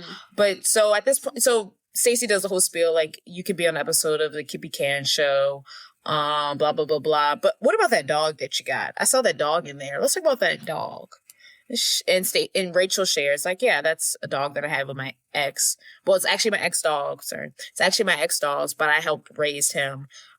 She's like, oh, really? She's like, yeah, that picture you saw in there was just from a picnic a few weeks ago. Yeah, she's like, I still have, yeah, she said, we share custody. I still have visitation rights over the damn dog. Rights. And she said, oh, is that really? I saw a tweet that, I forgot what it was, but someone was like, I'd rather die than share visitation rights with a dog with my ex. And I was like, that is so factual. You know, I always think about Tom Schwartz and Katie sharing visitation with that damn dog. Absolutely not. Oh, right. It's crazy. Either I'm getting new dogs or you getting a dog, or we separating these dogs. I'm not seeing you every other week for a damn dog. Right. That's why you don't get a dog with a boyfriend. It's so stupid. Just stop doing it. But I think this is where he fucked up. Not fucked up, but I think he withheld a lot. But the fact that you share a dog with your ex and y'all have custody and you didn't share that with me is crazy. The fact, but he's also working overtime to like not share this information with you. Yes. Do you know how hard you got to be working to have this fucking dog and she has no idea you're sharing it with another human being? That's crazy. That's so crazy. But it's also unnecessary. Like, why would you not share that? Like, I get it. You bought this dog together. It's custody. Like, yeah, I share this dog. Like, that doesn't have to be a secret. And he clearly doesn't like Rachel like that. Yeah. He just be lying just to lie. Like, yeah, just be withholding fucking information. Pisses me off. It pisses me off. But yes, so that's the bit of information that Stacey learns from Rachel. That the fact that he's still seeing his ex routinely because of this fucking dog. It's clearly this is something that you would share. So next day, back at the Kippy Cam show, Stacey debriefs with Barb, tells her about the fact that she wasn't a foot doctor. She was a gynecologist. She tells her about the dog thing. And at this point, I forgot what Stacey says, but you can kind of see, like, okay, she's like, okay, I've learned enough. Like, I get it. Like, let me stop. Like, I've gone too deep. And at this point, I know for a fact that Barb is locked in. She already sees the vision. She's locked in because she's like, no, we got to keep going. Clearly, he loves beautiful, talented women. That's why he's with you. He's like butter. She is buttering that bitch up. So then, after a while, after that day, Stacey is now walking Bob around in the neighborhood. Bob is a big ass dog. Bob probably weighs like 75 pounds. And Stacey probably weighs 90 pounds. So Bob is dragging that hoe up and down the road. And Bob says, look, bitch, I want to go down the street to this house that I know. And so he drags her off course from their walk. And he runs up the stairs to this brownstone. And it is the brownstone to no other than who we saw earlier, Dr. Rachel Keys. This is her home that he's dragged her to. Meanwhile, she on the phone with him. Stacey gets a call from ring-a-ding-ding, Derek. And Derek's on the phone. He's like, hey, babe, just checking in. How's everything? And she's like, oh, it's so good. Funny that you called. Bob actually just brought me to this random brownstone in the neighborhood, like 2 blocks down. Have any idea why he would do that? And he's like, hey, who's the boss here? You or Bob? Don't let Bob walk you. Is he completely oblivious? Honestly, The fact that he wasn't even like scared, like, because we could see his face and he's not even like, oh, I don't know who that is. He's not even trying to lie. He paid that comment no mind. He paid the comment no mind. He's like, yeah, anywho, like, don't let Bob walk all over you. The bitch lives in the neighborhood. Mind you, it's New York City. So if you live in walking distance, we're neighbors, I feel like. If I ain't got to get on a train to see you, we're next door neighbors. The bitch lives in the neighborhood. He hasn't mentioned a damn thing. What is wrong with this man? So, as she's standing on the porch of this brownstone, somebody walks out, which causes Stacey to, like, bump into, like, the buzzer that be on them little brownstones. So, she accidentally touches all of the buzzers. And Rachel answers the buzzer and is like, hello, hello, hello. Bob hears Rachel's voice and starts barking. Rachel hears the barking and is like, Bob, is that you? Stacey's like, are you fucking kidding me? You know the dogs bark? And crazy. Rachel is like, I'm coming down. Don't move. He's a fucking dog, bitch. So then Stacey's like, gotta get the fuck out of here. And she grabs Bob and she goes down into like a basement of some area. And Rachel comes out and she's like, Bob, where are you? Bob hears Rachel calling for him and he removes himself from Stacey and runs to Rachel. Rachel's like, oh my God, what are you doing here? Where is your daddy? I'm gonna call him. And then so she takes Bob inside the house. Stacey's like, bro, what the fuck? Plan A. She's like, God damn it, how the fuck did I let this happen? So she's got to call in for reinforcements. She calls up her good friend Barb. Barb comes rushing to the scene. She left her mani-pedi for this. And is like, okay, what's the sitch? Like, what do I have to do? And Stacey's like, go up there and get the fucking dog. Barb goes up to the brownstone. She rings the doorbell. She's like, hey, this is Stacey Harwenfrau, the dog walker. I'm here for Bob. And Rachel's like, okay, floor 2, come on up. Barb goes up, she gets the dog, she comes back down, she's reunited with Stacey. They're walking this New York neighborhood, and Stacey's basically like, how was she? And Barb was like, she was really sweet, she was really nice. And Stacey also happens to have Derek's PalmPilot in her possession. It starts to ring. For whatever reason, Barb puts it in her vagina because it's vibrating. She wants to get off on the PalmPilot. And then Stacey's like, can you please take that out of your vagina? And then so Barb's joking, she takes it out of her pants, and then the phone being pressed up against Barb's private areas causes her to like open something by mistake. So a photo album in the PalmPilot is opened, and it's a bunch of pictures from like 1999, 1998 of Joyce and Derek on vacation with his parents. Barb sees the pictures and she shows them to Stacey, and she's like, I thought you said like he doesn't want anybody to meet his parents. She met his parents. So Stacey is in disbelief. She's like, what the fuck? And so unfortunately the PalmPilot is on its like last leg. The battery dies. And they're like, we have to get this phone charged ASAP. So they run to Derek's apartment. They put the phone on the charger. Stacey goes to the bathroom. Barb is lighting a cigarette. She's hanging out with Bob, and she's looking at the PalmPilot. The PalmPilot is now somehow connected to the computer. The computer asks if she wants to sync the PalmPilot to the desktop, and she's like, yes, go ahead and sync. It syncs. Now we can see all of the photos on the computer, X, Y, and Z. Stacey comes out. She's still in disbelief from all of this. She can't believe that her man is keeping all of this information from her. So at this point, she's like they're looking at the slideshow. They're like so confused. What the fuck is going on?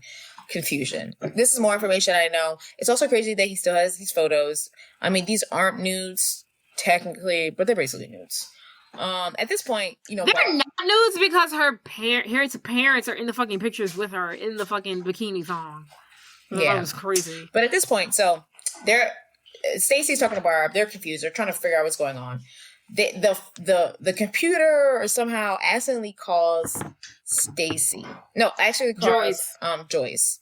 I kind of think Barb set it up, but whatever. We don't know for a fact. Barb does play stupid, but somehow the phone accidentally calls Joyce.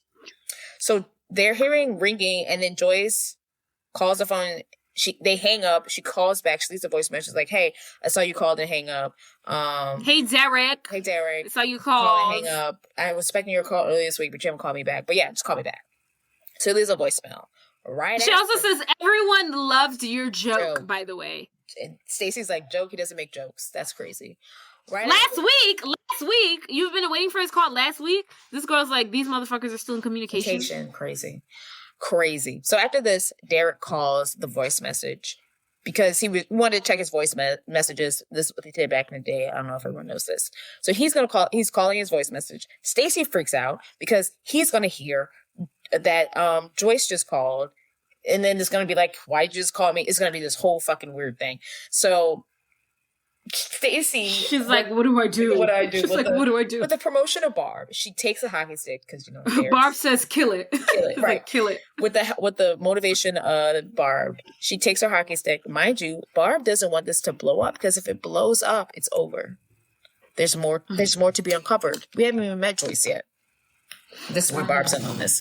So anyway, so Stacey picks up Derek's hockey stick and she destroys the answer machine, which I'm not sure if that would delete the voice messages, but who knows. So she destroys it and she's like, he had numbers in there that he needed and I just fucking destroyed it. She's high off on one date. So after she smashes the machine, she's like in disbelief, like, I can't believe that he's in communication with her. She was expecting his call last week. Joke, he don't joke. What is this about? And then so she gets on this whole hypothetical. She starts asking Barb, what if you and your ex, like, let's say, like, you were together for, like, 10 plus years, you had this amazing marriage, and then he dies. And then after he dies, you find out that he cheated. Does that erase everything that you had? Yes. And Barbara's like, yes. And Stacey's like, why? And Barb says, because omissions are betrayals. All omissions are betrayals. Omissions are betrayals. All omissions are betrayals. She needs to take a letter out of her own fucking book, bitch. So then... But she don't give a fuck. That's the problem. Right. So this has Stacey all riled up. And she's like, you know what? I'm gonna call Joyce. So what does Stacey do? She calls Joyce. She calls her and she's like, hi, Joyce. Sorry to be calling so late. She pretends to be Barb. She's like, this is Barb-Dunn from the Kippy Can show. Just calling to see, we're doing a segment on chefs. Joyce is a chef. We're doing segments on chefs. We would love for you to come down, interview for the show. Nothing promised yet, but we would love to see if you would be available to meet blah, blah, blah, blah, blah, blah, blah. And Joyce says, yes, absolutely, blah, blah, blah, blah, blah. Let's meet for coffee. Perfect. The date is set. They're locked in. This is great. Barb is fucking excited. Woo. Barb starts playing music. They start dancing around in the apartment. I really thought this was weird. But Barb starts playing music. They start dancing around in music. Now Stacey's doing cartwheels. You just found out that your ex is in communication. Your boyfriend, excuse me, is in communication with all of his exes. But you're excited. You're excited about this. And now, you just found out that you just smashed your fucking ex's voicemail box. You just found out that his most recent ex, he still fucking talks to. And now you're dancing? I was like, but this is not a time to be dancing. You should be crying. I feel like she's happy that she's checking things off the to-do list. Just like, woo, this is exciting. I don't think, yeah. And that's definitely, but I just was like, when I sat there and thought about it, I was like, why are they dancing for this? Dancing? I also think, deep down inside, she knew he wasn't the one. But I feel like she loves him dearly, but he's just not the one. But yes, next day is the coffee date with Stacey and Joyce. They basically communicate. They talk about hockey. They talk about how Joyce opened this new restaurant and how Kippy Can wants to have a cook-off and they're trying to rebrand Kippy Can. We love for you to be on the show. Joyce also brings up Derek. Right. She was like, my ex used to play or works for the Devils and I love hockey. And she was happy to hear that Stacey's a hockey girl because I love hockey. Derek even calls while they're having this coffee date and he mentions all this name and Joyce is like, oh, is Kippy Can trying to have these hockey players on it? Love hockey, blah, blah, blah, blah. But correct me if I'm wrong. The main thing they get from this interaction is that they hit it off. In another world, perfect friends. Yeah, in a different world, they would have been BFFs. Yeah, they hit it off instantly. They're chumming it up. They're chumming it up. And then, like, I think at, like, one point... Oh, no, that's later. Never mind. But yes, hitting it off. Back at Kippy Can. They're going to have another, like, a final pitch meeting to see whose pitch is going to be for the sweeps. And the person whose pitch they pick is going to get the promotion. So leading up to it, Stacey's talking to Ira, and she's like, I think you're going to get picked. I overheard Kippy, Carl, and Barb talking about the little black book theory pitch and how it's so good. And Stacey's like, I really think you're going to be chosen. I didn't peep that until the second time I watched it. The third time I watched it. Right. Carl, Barb, and Kitty. Kippy. What the fuck? Kippy. The only ones in on. We're all talking about how much they love the little black book idea. Right. So now we know at this point, Barb is plotting. Evil. She's so fucked up. So, but then she said this was on Monday, so it's been in production since Monday. Right. Mind you, Derek's only been so this movie takes place within 2 weeks. We gotta be that. Or maybe we gotta have because he comes home early, but it's like, you know, whatever. Yeah, I guess so. So in the pitch meeting, Ira's like praying to the TV gods. He's like, little black book, little black book, little black book. Carl says the next thing up is going to be, what is it? Failed plastic surgery. Failed plastic surgery by Barb. Barb chose this plot. That's what's going to be the thing for the sweeps. She's going to get the promotion. Ira gives the fakest smile. He's like, oh my God, congratulations, girl. He gives like what I would expect, like I would give if I was up for an Oscar and I'd lost it. I'd be like, oh my God, yes, thank you. Congratulations. Yeah, and it was so immediate. As soon as they didn't say his, he was like, oh my God, congratulations, girl. Yes. The congratulations, girl ate up. It's so funny. So Ira, of course, upset, whatever. After Stacey goes to congratulate her girl after she says, sorry to Ira. And Barb is like, well, I have a surprise for you too. So Barb takes Stacey over to Carl. And Carl's like, yeah, Kippy also loved your idea too, Stacey, which was the cook-off idea. Yes. The phony cook-off idea that Stacey presented to Joyce. Yes. To get her, to talk to her. Right. So Stacey presented this fake, chef cook-off idea to Joyce to lure her in to talk to her. But I guess Barb actually pitches this idea to Carl, and Carl is like, yeah, we like this idea, so we're gonna use that too. And then Stacey's like, oh, that's perfect. It gives me another opportunity to hang out with Joyce and to actually and not lie to her. So this is great. So yeah, everyone's getting everything they want except for Ira. So the next scene, we see Stacey at Joyce's restaurant.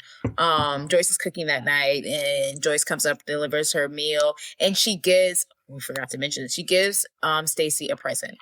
So earlier when they met for coffee, Joyce mentioned that Diane Sawyer has come to the restaurant before, and Joyce has met her, blah, blah, blah, blah. So at the dinner that Stacey's meeting with Joyce gives her a present. It's a signed book of Diane Sawyer's book, and it says, hope to meet you one day, Stacey, you go girl, whatever the hell. That's just said Barb. What? Oh, Barb, because oh my God, could you imagine getting a book not even signed to you because you've been lying and cheating? Right. And then the girl who you've been lying to is so nice that she got her boss to get Diane Sawyer to sign a copy of her book to give to you, and you're a fucking scammer. Joyce is so nice. So yes. So after dinner, this happens in exchange. Joyce sits down with her and they chit chat, they talk, and Lou comes in. At one point, and to smile and stuff, and so Lulu sees Stacey and goes to Stacey and says, "Hey, Barb." Joyce says, "Why is she calling you Barb?" And she's like, "Well, her name is Barb," Lulu says, and she's like, "No." And then Stacey's like, "No, my name is Barb." She's like, "No, your name is Stacey. The other lady's name is Barb." She's like, "No, you got it wrong. My name is Barb. The other name is Stacey." And she's like, "You sure?" She's like, "Yeah." And then Lulu's like, "Okay, whatever. Let me go sit down. Let me sit my fine ass down and worry about it." So after this, Joyce is like, "How do you know fucking Lulu?" And she tells her, like, we tried to interview for the Kitty Cash show, blah, blah, blah. And then Stacey's like, well, how the hell you know Lulu? And she says, small world, honestly.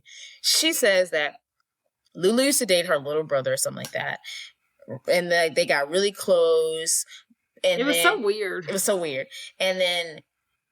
Or she hung out with her little brother. She hung out with her little brother. And they got close. Joyce took Lulu on her wing. And comes to find out, at one point, Joyce and Derek, after Joyce and Derek broke up, Lulu starts dating Derek and kind of like pushed the fact that they broke up and this whole thing. And she blames Lulu for the reason her and Derek broke up, essentially. And after they broke up, Lulu starts dating Derek. I would be beefing with this hoe too. Right. So they get on the topic of Derek, and Joyce is saying how, basically, she doesn't say it per se, but she was basically says like, Derek is the one. We made a pact that if we don't find lovers, that we always come back to each other. We even bought each other boomerangs, and if we it was so sad and cute. She was saying that they bought it for each other because, you know, boomerang, when you throw it always comes back. And they said, like, you know, that represents each other. We're broken up right now. We're still friends at heart, but like, if you ever need to come back to each other, that's eventually they'll come back to each other. Joyce admits that she has her boomerang still in her apartment in a frame, and she's like, I know it's so sad because this guy's breaking up with me and I'm just so pathetic. And then fucking Stacey just lives. She's like, he probably threw his away, and like mine's is like framed in my bedroom. And she's like, how pathetic is that? And Stacey's like, it's not pathetic. Could you imagine? Be like, oh wow, you are still in love with my boyfriend. Yeah. But yeah, they have this whole very much so. It's actually really, it's kind of messed up to talk to somebody and you know the full story and they don't. That nice, Stacey. I don't know how she was like able to do that. Because Also, I literally would have been like, if I had heard that this motherfucker, well, she don't know it yet, but if I had heard that this motherfucker had a boomerang that represented the love that these two shared, and it represents like eventually they'll come back together while he's dating me and we've been together for a year, I'd be fucking pissed. And mind you, he doesn't even... If I saw a boomerang in that fucking house, I'd be fucking livid. And he doesn't even give someone who's hung up on somebody still. Like, he seems... Throughout the whole movie... I mean, mind you, we only see the beginning, because he's gone most of the movie. But he seems like someone who was 100% in. Right, he seemed 100. That's what I'm talking about. When that motherfucker first met her and he looked at her like that, but you mean to tell me you in love with a whole nother bitch the whole while? Placeholder, you looked at me like that. And you had the nerve to look at me like that. That's why you can't fuck around with men. They got audacity, a whole lot of it. They know how to fucking gaslight a bitch because he gaslighted her the moment he met her. When he looked into her eyeballs, like she was the only woman in the goddamn room. Right. For a while, he was still in love with his ex. Crazy. Also at dinner, so someone gave Joyce 2 tickets to the World Cup hockey game or whatever, and she invites Stacey, and Stacey's like, girl, these are great tickets, you should bring someone else. And she was like, the only people I know who are into hockey is my little brother. I don't want to go with him or Derek. And he's already gonna be there. He's already gonna be there. And she's like, oh really? And she's like, yeah, usually we meet. And we usually have this plan that we meet up after hockey games at a bar to like chit chat and catch up, blah blah blah. She said it's a ritual. It's a ritual. It's a ritual they do. You cannot meet up with your ex and not tell me. Also, what was that's crazy. What was Stacey's end game? Because let's say deep down inside he was over Joyce. You were going to meet this bitch at one point any fucking way. He's going to be. I don't think he ever was. I don't think she was ever going to meet him. Her. Guess not. He was never going to introduce them. But who was going to break up with who? Because I can't even... Well, there's no reason for y'all to break up. It was gonna somehow not work out. And that's how... And he was going to move on to another girl, date her, not introduce the new girl to Joyce either until it was time for him to marry Joyce. That's what he was going to do. That was so crazy. And I don't like that because why are you using... Joyce is like your placeholder. You're like, I'm going to fuck around and date this model and this doctor and this producer, and then when I'm ready, then I'll come back to you. Because I'm going to fuck around and date and fucking do whatever I want, and then when I'm ready, I'm gonna come back to you, Joyce. He's a dick. There's no point for them not to be dating. They're not 22, they're not 25. Joyce doesn't have a boyfriend, and you just met fucking this girl. Like, what's right? What was the point? What was the point of y'all even bringing up? Y'all live like in the first same place? city. Right. There's no point. Y'all hang out constantly, apparently. What was the point? What was the point? And he's not afraid of love because, I don't know, he's always in a relationship. I don't understand. Don't understand. It would have so made more sense if he was out here tickets. fucking, but he not. He got girlfriends. But he's not. They knew. He don't make no sense. So Joyce has some hockey tickets, and basically she's like, "Come with me, Stacey, Barb, Stacey," and Stacey agrees to go with her. Next scene, Stacey's at home. She's singing her songs, her sad songs. To her surprise, her Carol Simon. Right. To her surprise, Derek at the door. He has come home early. She was not expecting him. It's not part of the plan. She's still happy to see him, unfortunately. He picks her up. He drags her around. He kisses her. He looks, while he's holding her, at one point, she finally sees the boomerang that Joyce was talking about. So he has the boomerang on, like a little boomerang holder thing. It's like colored, it's decorated, but she's like, oh, it clicks, like, damn. He got the fucking boomerang up in his house. I'm sure she's seen it 1,000 times, but never saw the significance it took right now. Or maybe she never noticed it right now. It's a fucking boomerang. They talk about the answer machine that's broken. She blames it on the mouse that she hits. He mentions that he's not going to the hockey game because he needs to close on this hockey player, and I can't go to the game because I got to close on it before he meets someone else. So, like, Stacey and Joyce are good to go to the hockey game.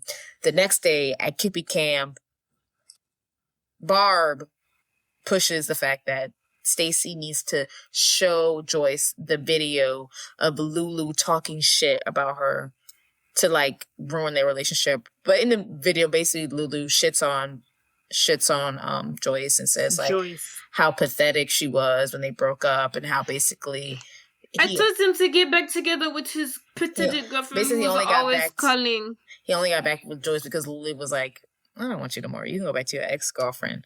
And my favorite part, well, not my favorite part, but like during this scene, like, at this point, Stacey's really close with, she's developing a friendship with Joyce. And Barb takes out the videotape, gives it to Stacey and says, remember, y'all aren't friends. And to me, that felt like Barb was saying, remember, we aren't friends. Because, like, Stacey does, like, a look, but it's just, like, to me, that was just, like, I'm not friends with Joyce, I guess, but I'm also not friends with you, bitch, because you are conniving as hell. Mm-hmm. I don't know, I felt like it was a foreshadowing. It's like, remember, you're not friends with her. Right. But it was just like, I'm talking about myself. We're not friends because I'm trying to get the one-up on you. So, next scene, Barb, just kidding. Next scene, Stacey and Joyce arrive at the hockey game, which is like the World Series, World Cup, whatever they do in hockey. And Derek ends up calling Joyce. And she's like, oh, this is Derek right here. And they're on the phone, blah, blah, blah, blah, blah. And Stacey like, this bitch really on the phone with my man. Right. And he can't smile. Basically, Joyce is like, oh, I was just helping him out with something. And she's like, Stacey, like, low-key salty is like, don't he got, like, co-workers that can help him out with shit? Or, like, a girlfriend? And Joyce is like, yeah, he probably has several. But, we made a decision a long time ago. We wouldn't tell each other if we were dating someone unless we were really serious about them. So he's not dating anyone seriously. I'm not dating anyone seriously. So we're not talking about it because we just figure, we care about each other so much. Like, why torture each other? So and stupid. Stacey's like, is this bitch for real? You've got to be kidding me. It gets worse and worse. When she said that, I literally myself watching it, she was just like, it really irritated me how she's like, we just like don't want to like torture each other. Like, bitch, he don't even like you that much. All right, relax. To me, like, that's something I said. You sound pathetic. When I was 22, bitch. What are y'all, 30? Like, right. Stop playing in my fucking face. We just don't want to torture each other like that because it'd just be so hard on us. He really not worried about you the way you worried about him. He ain't losing sleep the way you lose sleep. But he got a girlfriend. And he does have a girlfriend. And you would be sick over it. And you would be even sicker if you knew you was sitting next to her. I'm sitting right next to you.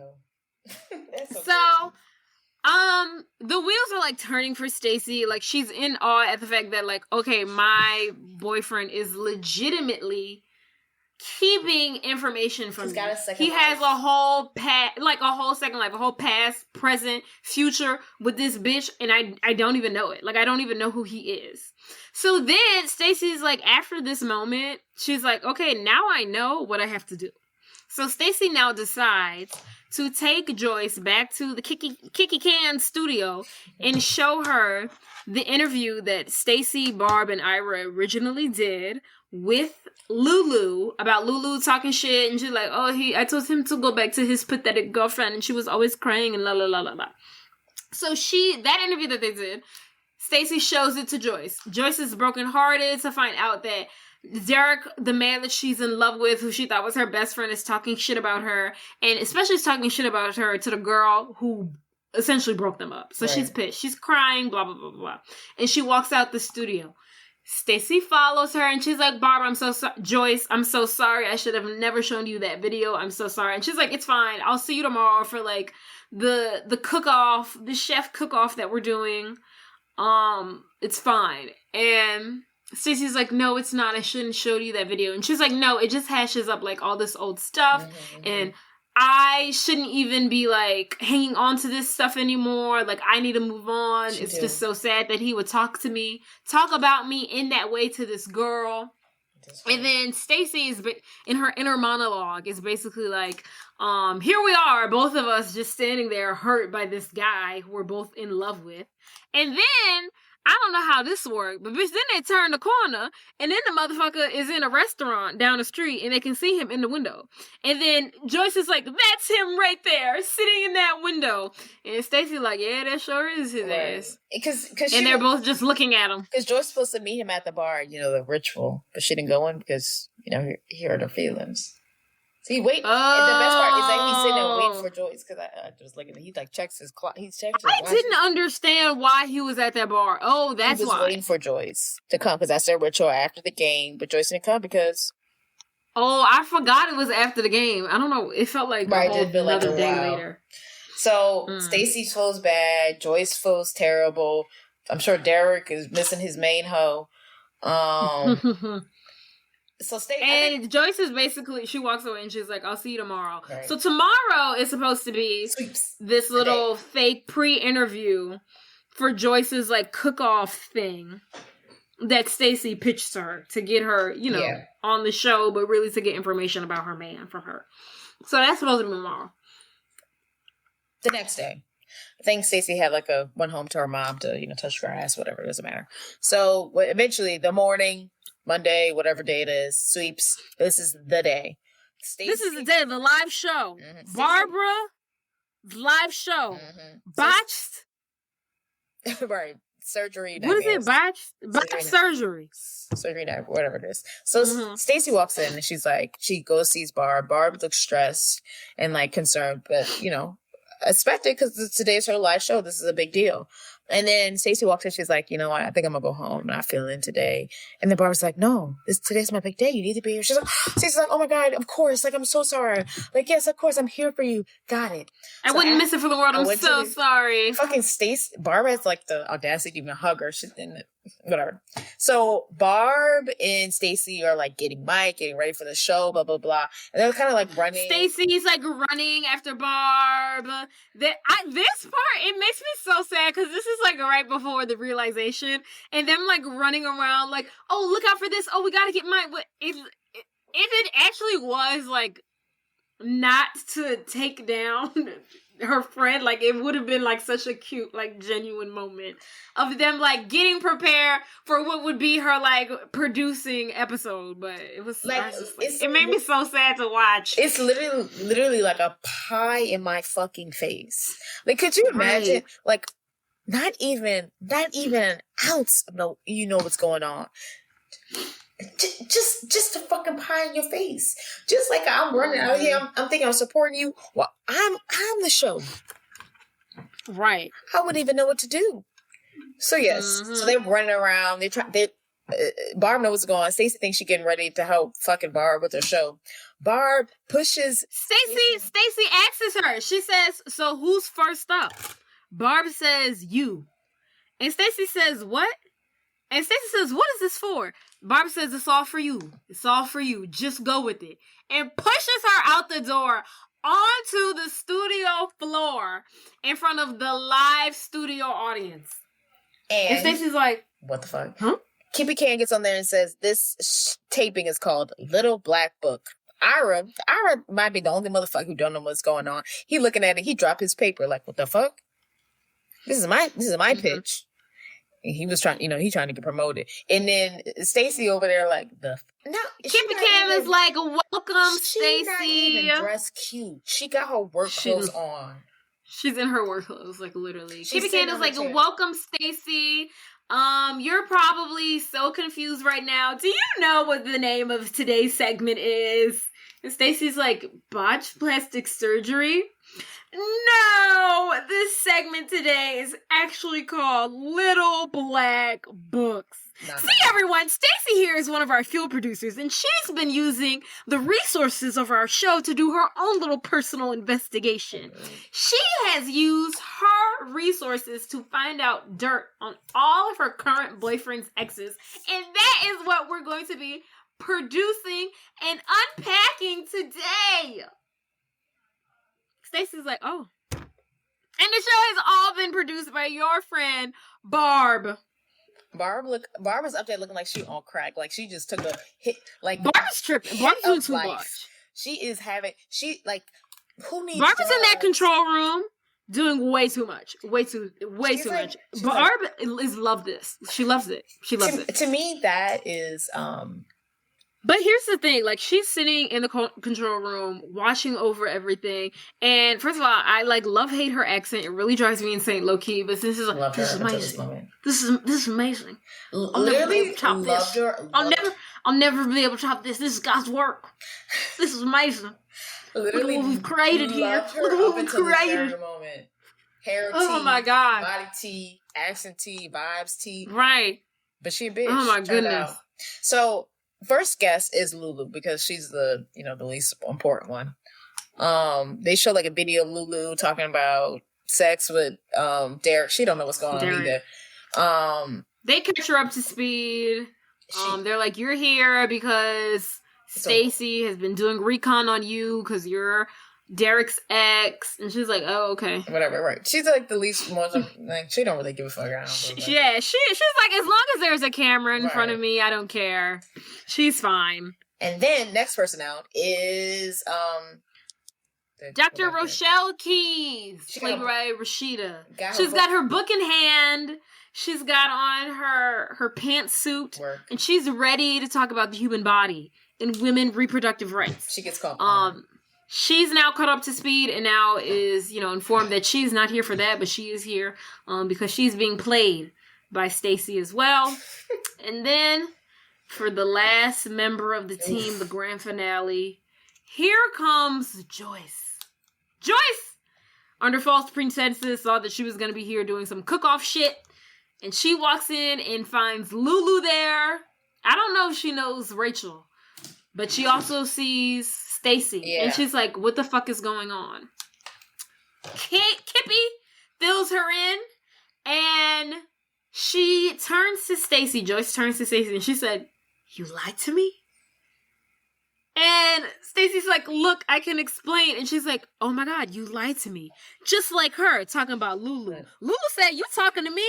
Joyce says, shut up. And she said, what did you just say to me? Now it's getting real Jerry Springer ass up in here. Mm-hmm. And then Kippy's like, I think this will be a good time to break. We'll be right back. Next, we'll be bringing out the boyfriend, Derek. Everybody trying to get up the stage. Everyone was trying to say, I will sue the shit out of you. They said, you bitch, you signed something. Don't even fucking. Rachel is like, this is not what I'm here for. I will sue you.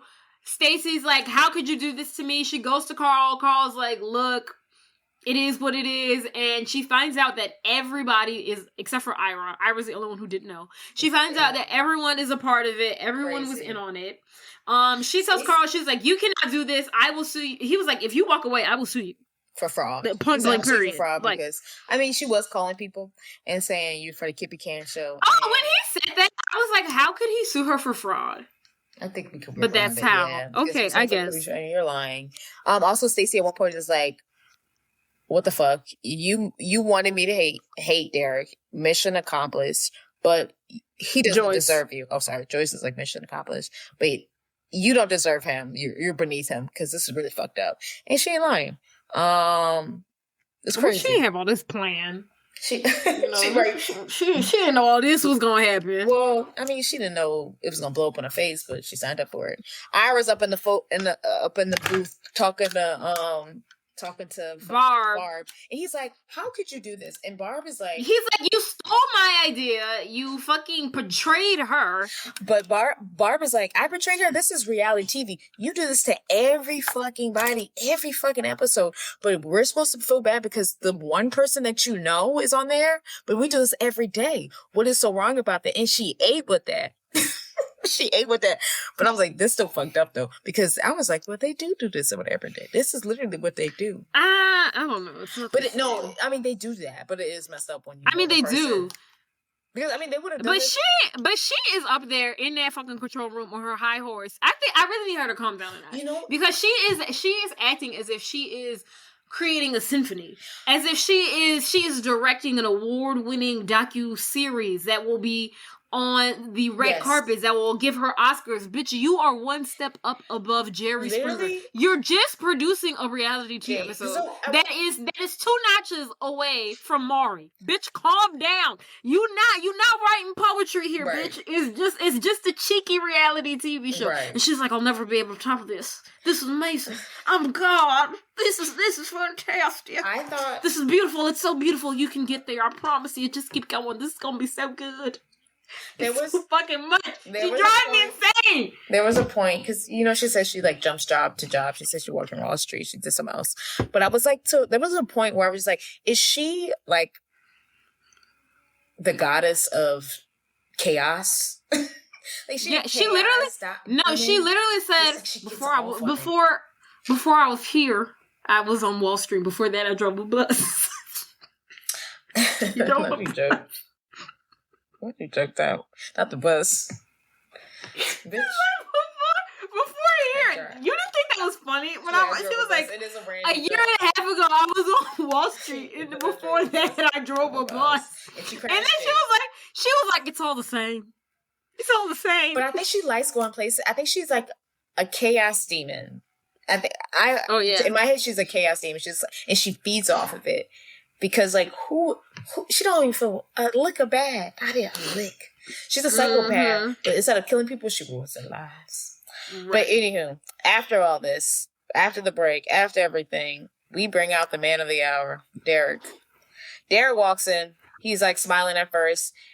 Kippy in the background announcing that Derek here. He thought he was there. For a surprise party for Stacey. He thought it was a party. While she's saying that, he looking at, oh, hey, Stacey. Hey, Joe. Hey, Rachel. What the fuck y'all doing here? It's a mess. Kippy gets him up to speed. Everybody got to get caught up to speed. To me, and he's like, are you for real? When this part happens, I'm like, that is hilarious. That your life is reality TV. But also, I know it's got to be the most boring version ever. I'm like, this is what y'all picked? Because low-key, he just not talk about his exes that he sees every night. He's not really cheating. He's kind of cheating, but he's not really cheating that much. He's not sleeping with these women. He's just hiding a bit of his life. It could be a lot of worse. I just thought, if I walked on the stage and they'd be like, you did this, I'm like, this is what y'all writing about over here? What do you mean? I don't follow. This is not the most interesting relationship web. Is what I'm saying. Oh. He's got a girlfriend. He keeps up with his exes. There's people who do worse things. I guess that's fair. He's not his crime. His crime is keeping up with his exes. And then tell my current girlfriend. It's really not that bad. But it's just funny to like. Could you imagine if your life, but like you probably do some fucked up shit every now and again, but you walk on a sound stage, even like my boring ass life is what y'all putting on here. This is right. Like y'all couldn't come up with nothing better. I just would never think this is the best you could do. I mean, I'm sure it feels like an ambush to all of them because it is, in fact. So then, he was very confused. So Kippy gets him up to speed, and he's like, "Well, Stacey tells him." Stacey's right? She's like, "Oh yeah." So she does tell him. So Stacey gives him the whole spiel. She's like, "Okay. reached out to Lulu because, hello, it was Lulu Fritz, and you didn't tell me that you were fucking dating her. So that's how this all started. It started with Lulu. And then she mentions Joyce. But I knew I couldn't go to Joyce right away. So I went to Rachel, who I found out was a gynecologist and not a podiatrist, okay? So that threw me for a loop. She tells me that you're still fucking, y'all share Bob. Y'all co-parent with Bob. Would have been nice to know. But then when I finally do get to meet Joyce, it's crazy because I actually saw how amazing she was. She's nice. And how not only is she good for you, but how in a different world, I felt like, now she turns to Joyce. She's like, I feel like we could have been friends. And she's like, not in like a weird way or like a stalkery way, but I really just feel like in a different world, in a different reality, if this hadn't happened, like me and you could have actually gotten along. Of course, she's getting emotional. She's tearing up. And she's like, why wouldn't you tell me about her? Why didn't you tell me about Joyce? And he say some shit, and it sounded like bullshit to me. Yeah. But it sounded like bullshit to me. So she mentions that Barb she kind of turns the table on Barb in the production, how Barb threw her under the bus, and then how Carl has been zooming in on Kippy Can.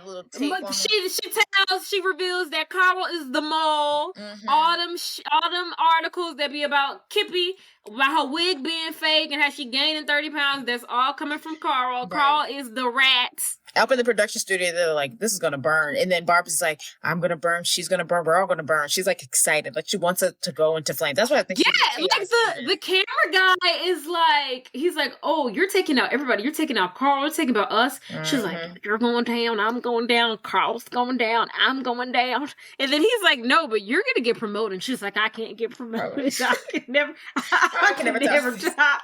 I can't top this. I can't top this. Derek's like, why are you doing all this? I never lied to you. And she goes, Omission is betrayal. Yes. Oh, okay. Now you're going to tell me about betrayal? What the hell do you call this? I would never do this to you, ever. No? Then answer me this. If we shared our lives together, why didn't we share our lives? You shouldn't have to tell me everything, Derek, but why wouldn't you want to? Unless there's somebody else you're waiting for. She pretty basically ends it with, I haven't been who I truly wanted to be because I lied about hockey. I lied about not wanting to be your parents. I lied about this and with that. What you really need is fucking Joyce. And I'm clearly in love with a man who's in love with his ex. And it's really hard to admit that to myself. And she's like, I'm realizing it in this moment. In this very moment. And we could have realized she that turns this way. Right. Excuse me. You should have learned that 6 days ago. It was obvious then. Right. But so then she turns to Carl and she's like, there's your show, Carl. And it's this big, orchestrated television moment. Everybody's like cheering for Stacey. She walks off the set. Barb brings her little narrow behind ass from that control room and runs after her. And is like, hey, I know you probably never want to speak to me ever again. Mm-hmm. But look, this was not planned. This was not premeditated. The opportunity simply presented itself. Mm-hmm. And I took it. And I hope one day you can understand that. No. And forgive me and realize, Stacey, that you got everything you ever wanted. And Stacey just says, I should claw your eyes out right now. But if I do that, how will you be able to look yourself in the mirror in the morning? And then the crowd goes wild. Ooh, Stacey, you read that bitch to Phil. Oh my God, Stacey, woo. So everyone could see it. Like they're behind stage, but like the cameras are still on them. Right. And then Stacey goes, whoops, looks like we have an audience. And she walks out, I guess to start her new life. Yeah. And now she's in her car crying. And this is where we first meet her at the beginning of the movie. Right. So now she's in her car crying. That is a lot. That's one hell of a day. But like really though, like imagine something like that happening to you. And like, how do you go from there after something like that? Your job is now gone, and now your man is now gone, and like now your dirty laundry is aired out to the world. But after this, that night, for whatever reason, Stacey goes to a coffee shop. She wants coffee. It's called Bean Ya Later, something like Bean There. And then Bean, her ex, shows up. She's like, "Oh, this is the cosmic thing. We're supposed to be together." And she's doing this spiel. Bean is like, "Hey, I got a pregnant lady and my wife is in the car." And she's like, "I feel like an idiot. Not sure what this is all about." I like this part because a lot of movies be like, she needs a man in the end. She needs like a love interest in the end. I actually hate this part because I too thought when Bean pulled up and was like, "Hey, yes, this is my coffee shop. I'm here." And she goes on this rant. I too thought, "Oh, this is it. This is what we've all been waiting for. This will be her love." And then out walks his pregnant wife, and she's like, "Hey, Bean, hurry the fuck up. I'm ready to go home." Yeah. That kind of pissed me off. That kind of pissed you off because you think women's only happiness is in men, or? Look, when I watch a romantic comedy, I want exactly that. I want romance and I want a fucking comedy. She got the romance. Okay. No, she didn't. So when I walk into a rom-com, I want exactly that. I want love. I want everlasting love. Okay? And I want a little laughter along the way. That's all I fucking ask for. And if you can't give me that, sometimes I think it's unacceptable. She got her everlasting love. But it wasn't. I want it in the form of a man with a penis. I'm sorry. No. This is where my feminism knocks the fuck out. Okay? Lesbians can't find love because they like vaginas. Is that what you're trying to say? Did she find love with Diane Sawyer? I think not. Platonic love. No, I want sexual love. Now, if she found sexual love with Diane Sawyer and determined that, I actually am in love with this woman and I'm a lesbian, I could have settled for that. Boo. But that's not what happened here. Anywho, so fast forward to how many days or weeks or months, we have no idea. But we do see... Let's say at least 6 months, because she said next spring or something. I don't know. She's talked about the season. I want to say 6 months. Oh, really? She said like next fall, so next spring. It's been at least 3 months, but I like to say 6. Damn, it's a whole season later? In a season. Jesus. That was so hot. I'll be at home crying, depressed. I know. How would I get a serious career? I've been on Jerry Springer. So, that's true. So fast forward to some seasons later. And Stacey, she's in a white suit. She's in a conference room interviewing for a position to work with the one, the only, Diane Sawyer. Dream job. She's telling the interviewer about her experience with Kippy Cam and everything that happened to her. And the interviewer, Jane, is like, "Oh my God, everything that happened, that all happened to you?" And she's like, "Yes, isn't that so crazy?" And then she's like, "Jan, I have done and prepared everything in my life for this moment. I love Diane Sawyer. I must work with her." And Jan's like, "It's unfortunate Diane couldn't be here, but she told me if I found the girl who was just right and was so perfect for the job, to not let her go. So you got the job, Stacey. You're hired." They hug. They're all excited. Jan's like, "I'll be right back." Stacey's overjoyed because this is the moment she's been waiting for all her life, to work with the one and only Diane Sawyer. She calls up her mom because she ain't got no man no more. So she calls up her mom to talk about the fantastic news. She's like, "Mom, I got the job." They start jumping up and down on the phone. And Stacey says out loud, what else could happen? Like, what better thing could top this? In walks the one, the only Carly Simon, and is like, "Hey, are you Jan? I'm here for the pre-interview." Stacey loves Carly Simon, as do her mom. And okay, whatever. So then Stacey passes out on the floor. Carly Simon is like, "Oh shit." She goes, runs to her. She picks up the phone. She's like, "Hey, are you this girl's friend?" Like, she just passed out. And her mom's like, "Oh my God, oh no. Well, who are you?" And she's like, "Oh, I'm Carly Simon."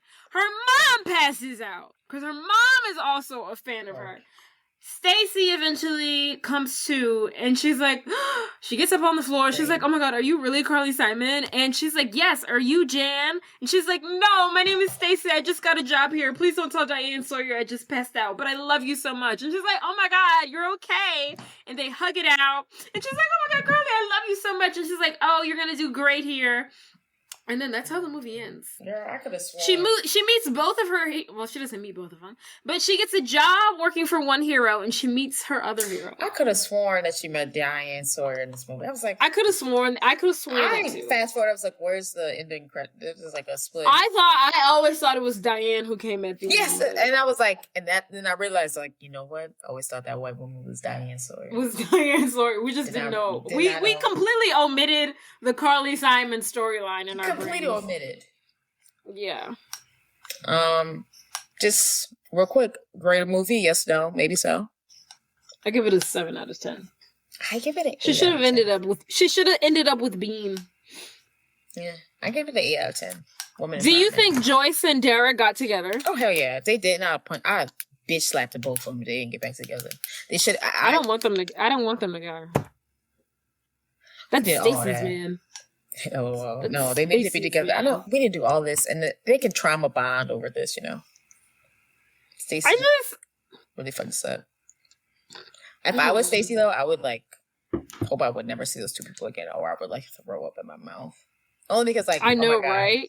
Or just like, oh my God, I did so much. Oh, I don't know. But yes, I hope I hope Joyce and Derek got together. If they didn't, I'd be really upset. I don't hope they get together. He shouldn't be. He's not mature enough to be in a relationship. He a liar. He not telling the whole truth. I don't know why he did that. Not sure why he didn't do the dog thing. And now, if he never talked about Joyce, that's one thing. But why would you not mention that you share a dog with somebody? Why are you dating another woman when you in love with somebody else? Men do it all the time. Because you could very well just be, but there is nothing stopping you. There is nothing stopping you from being with the woman that you're in love with. So something's wrong with you. True. Something's wrong with you. Because that bitch is obsessed with you. Loki probably wants to wear your skin. So you really could have just been like, hey, yeah, let's do this thing because I'm in love with you too. But you didn't do that. The only thing you decided to get in a relationship with a completely different. The only thing that maybe they should have added, or I could think of, is like maybe when he got a relationship with Stacey, she had a boyfriend, the only thing I would allow, because it doesn't make any sense. Like if y'all both single, Joyce had a boyfriend. Yeah, Joyce heard. If Joyce had a boyfriend when Derek got with Stacey, that was the only thing I would make sense. And they just broke up. Like by the time Stacey and Derek got together, Joyce broke up with her boyfriend, and they were like, always crossing, like, you had a boyfriend, I had a girlfriend, you had a boyfriend, like that type of thing. That's the only thing I could see. Right. That would be. But they never mentioned that. But they should have. Yeah, they should have added that little tidbit. That bitch ain't dating nobody. That girl been in love with him since the day they broke up. You seen the way she ain't dating nobody. She don't want nobody but him. Crazy. All right, let's wrap this up. All right, this has been real. This has been fun. I hope you guys had a great Halloween. I hope we had a great Halloween. To come out in the future. The day we're recording this is the day before Halloween. Spooky Halloween. Don't forget to like, subscribe, rate, review, comment, even if it's a bad comment. No publicity is bad publicity. This has been real. This has been fun. This has been real fun. But time to go. Bye, guys. Bye.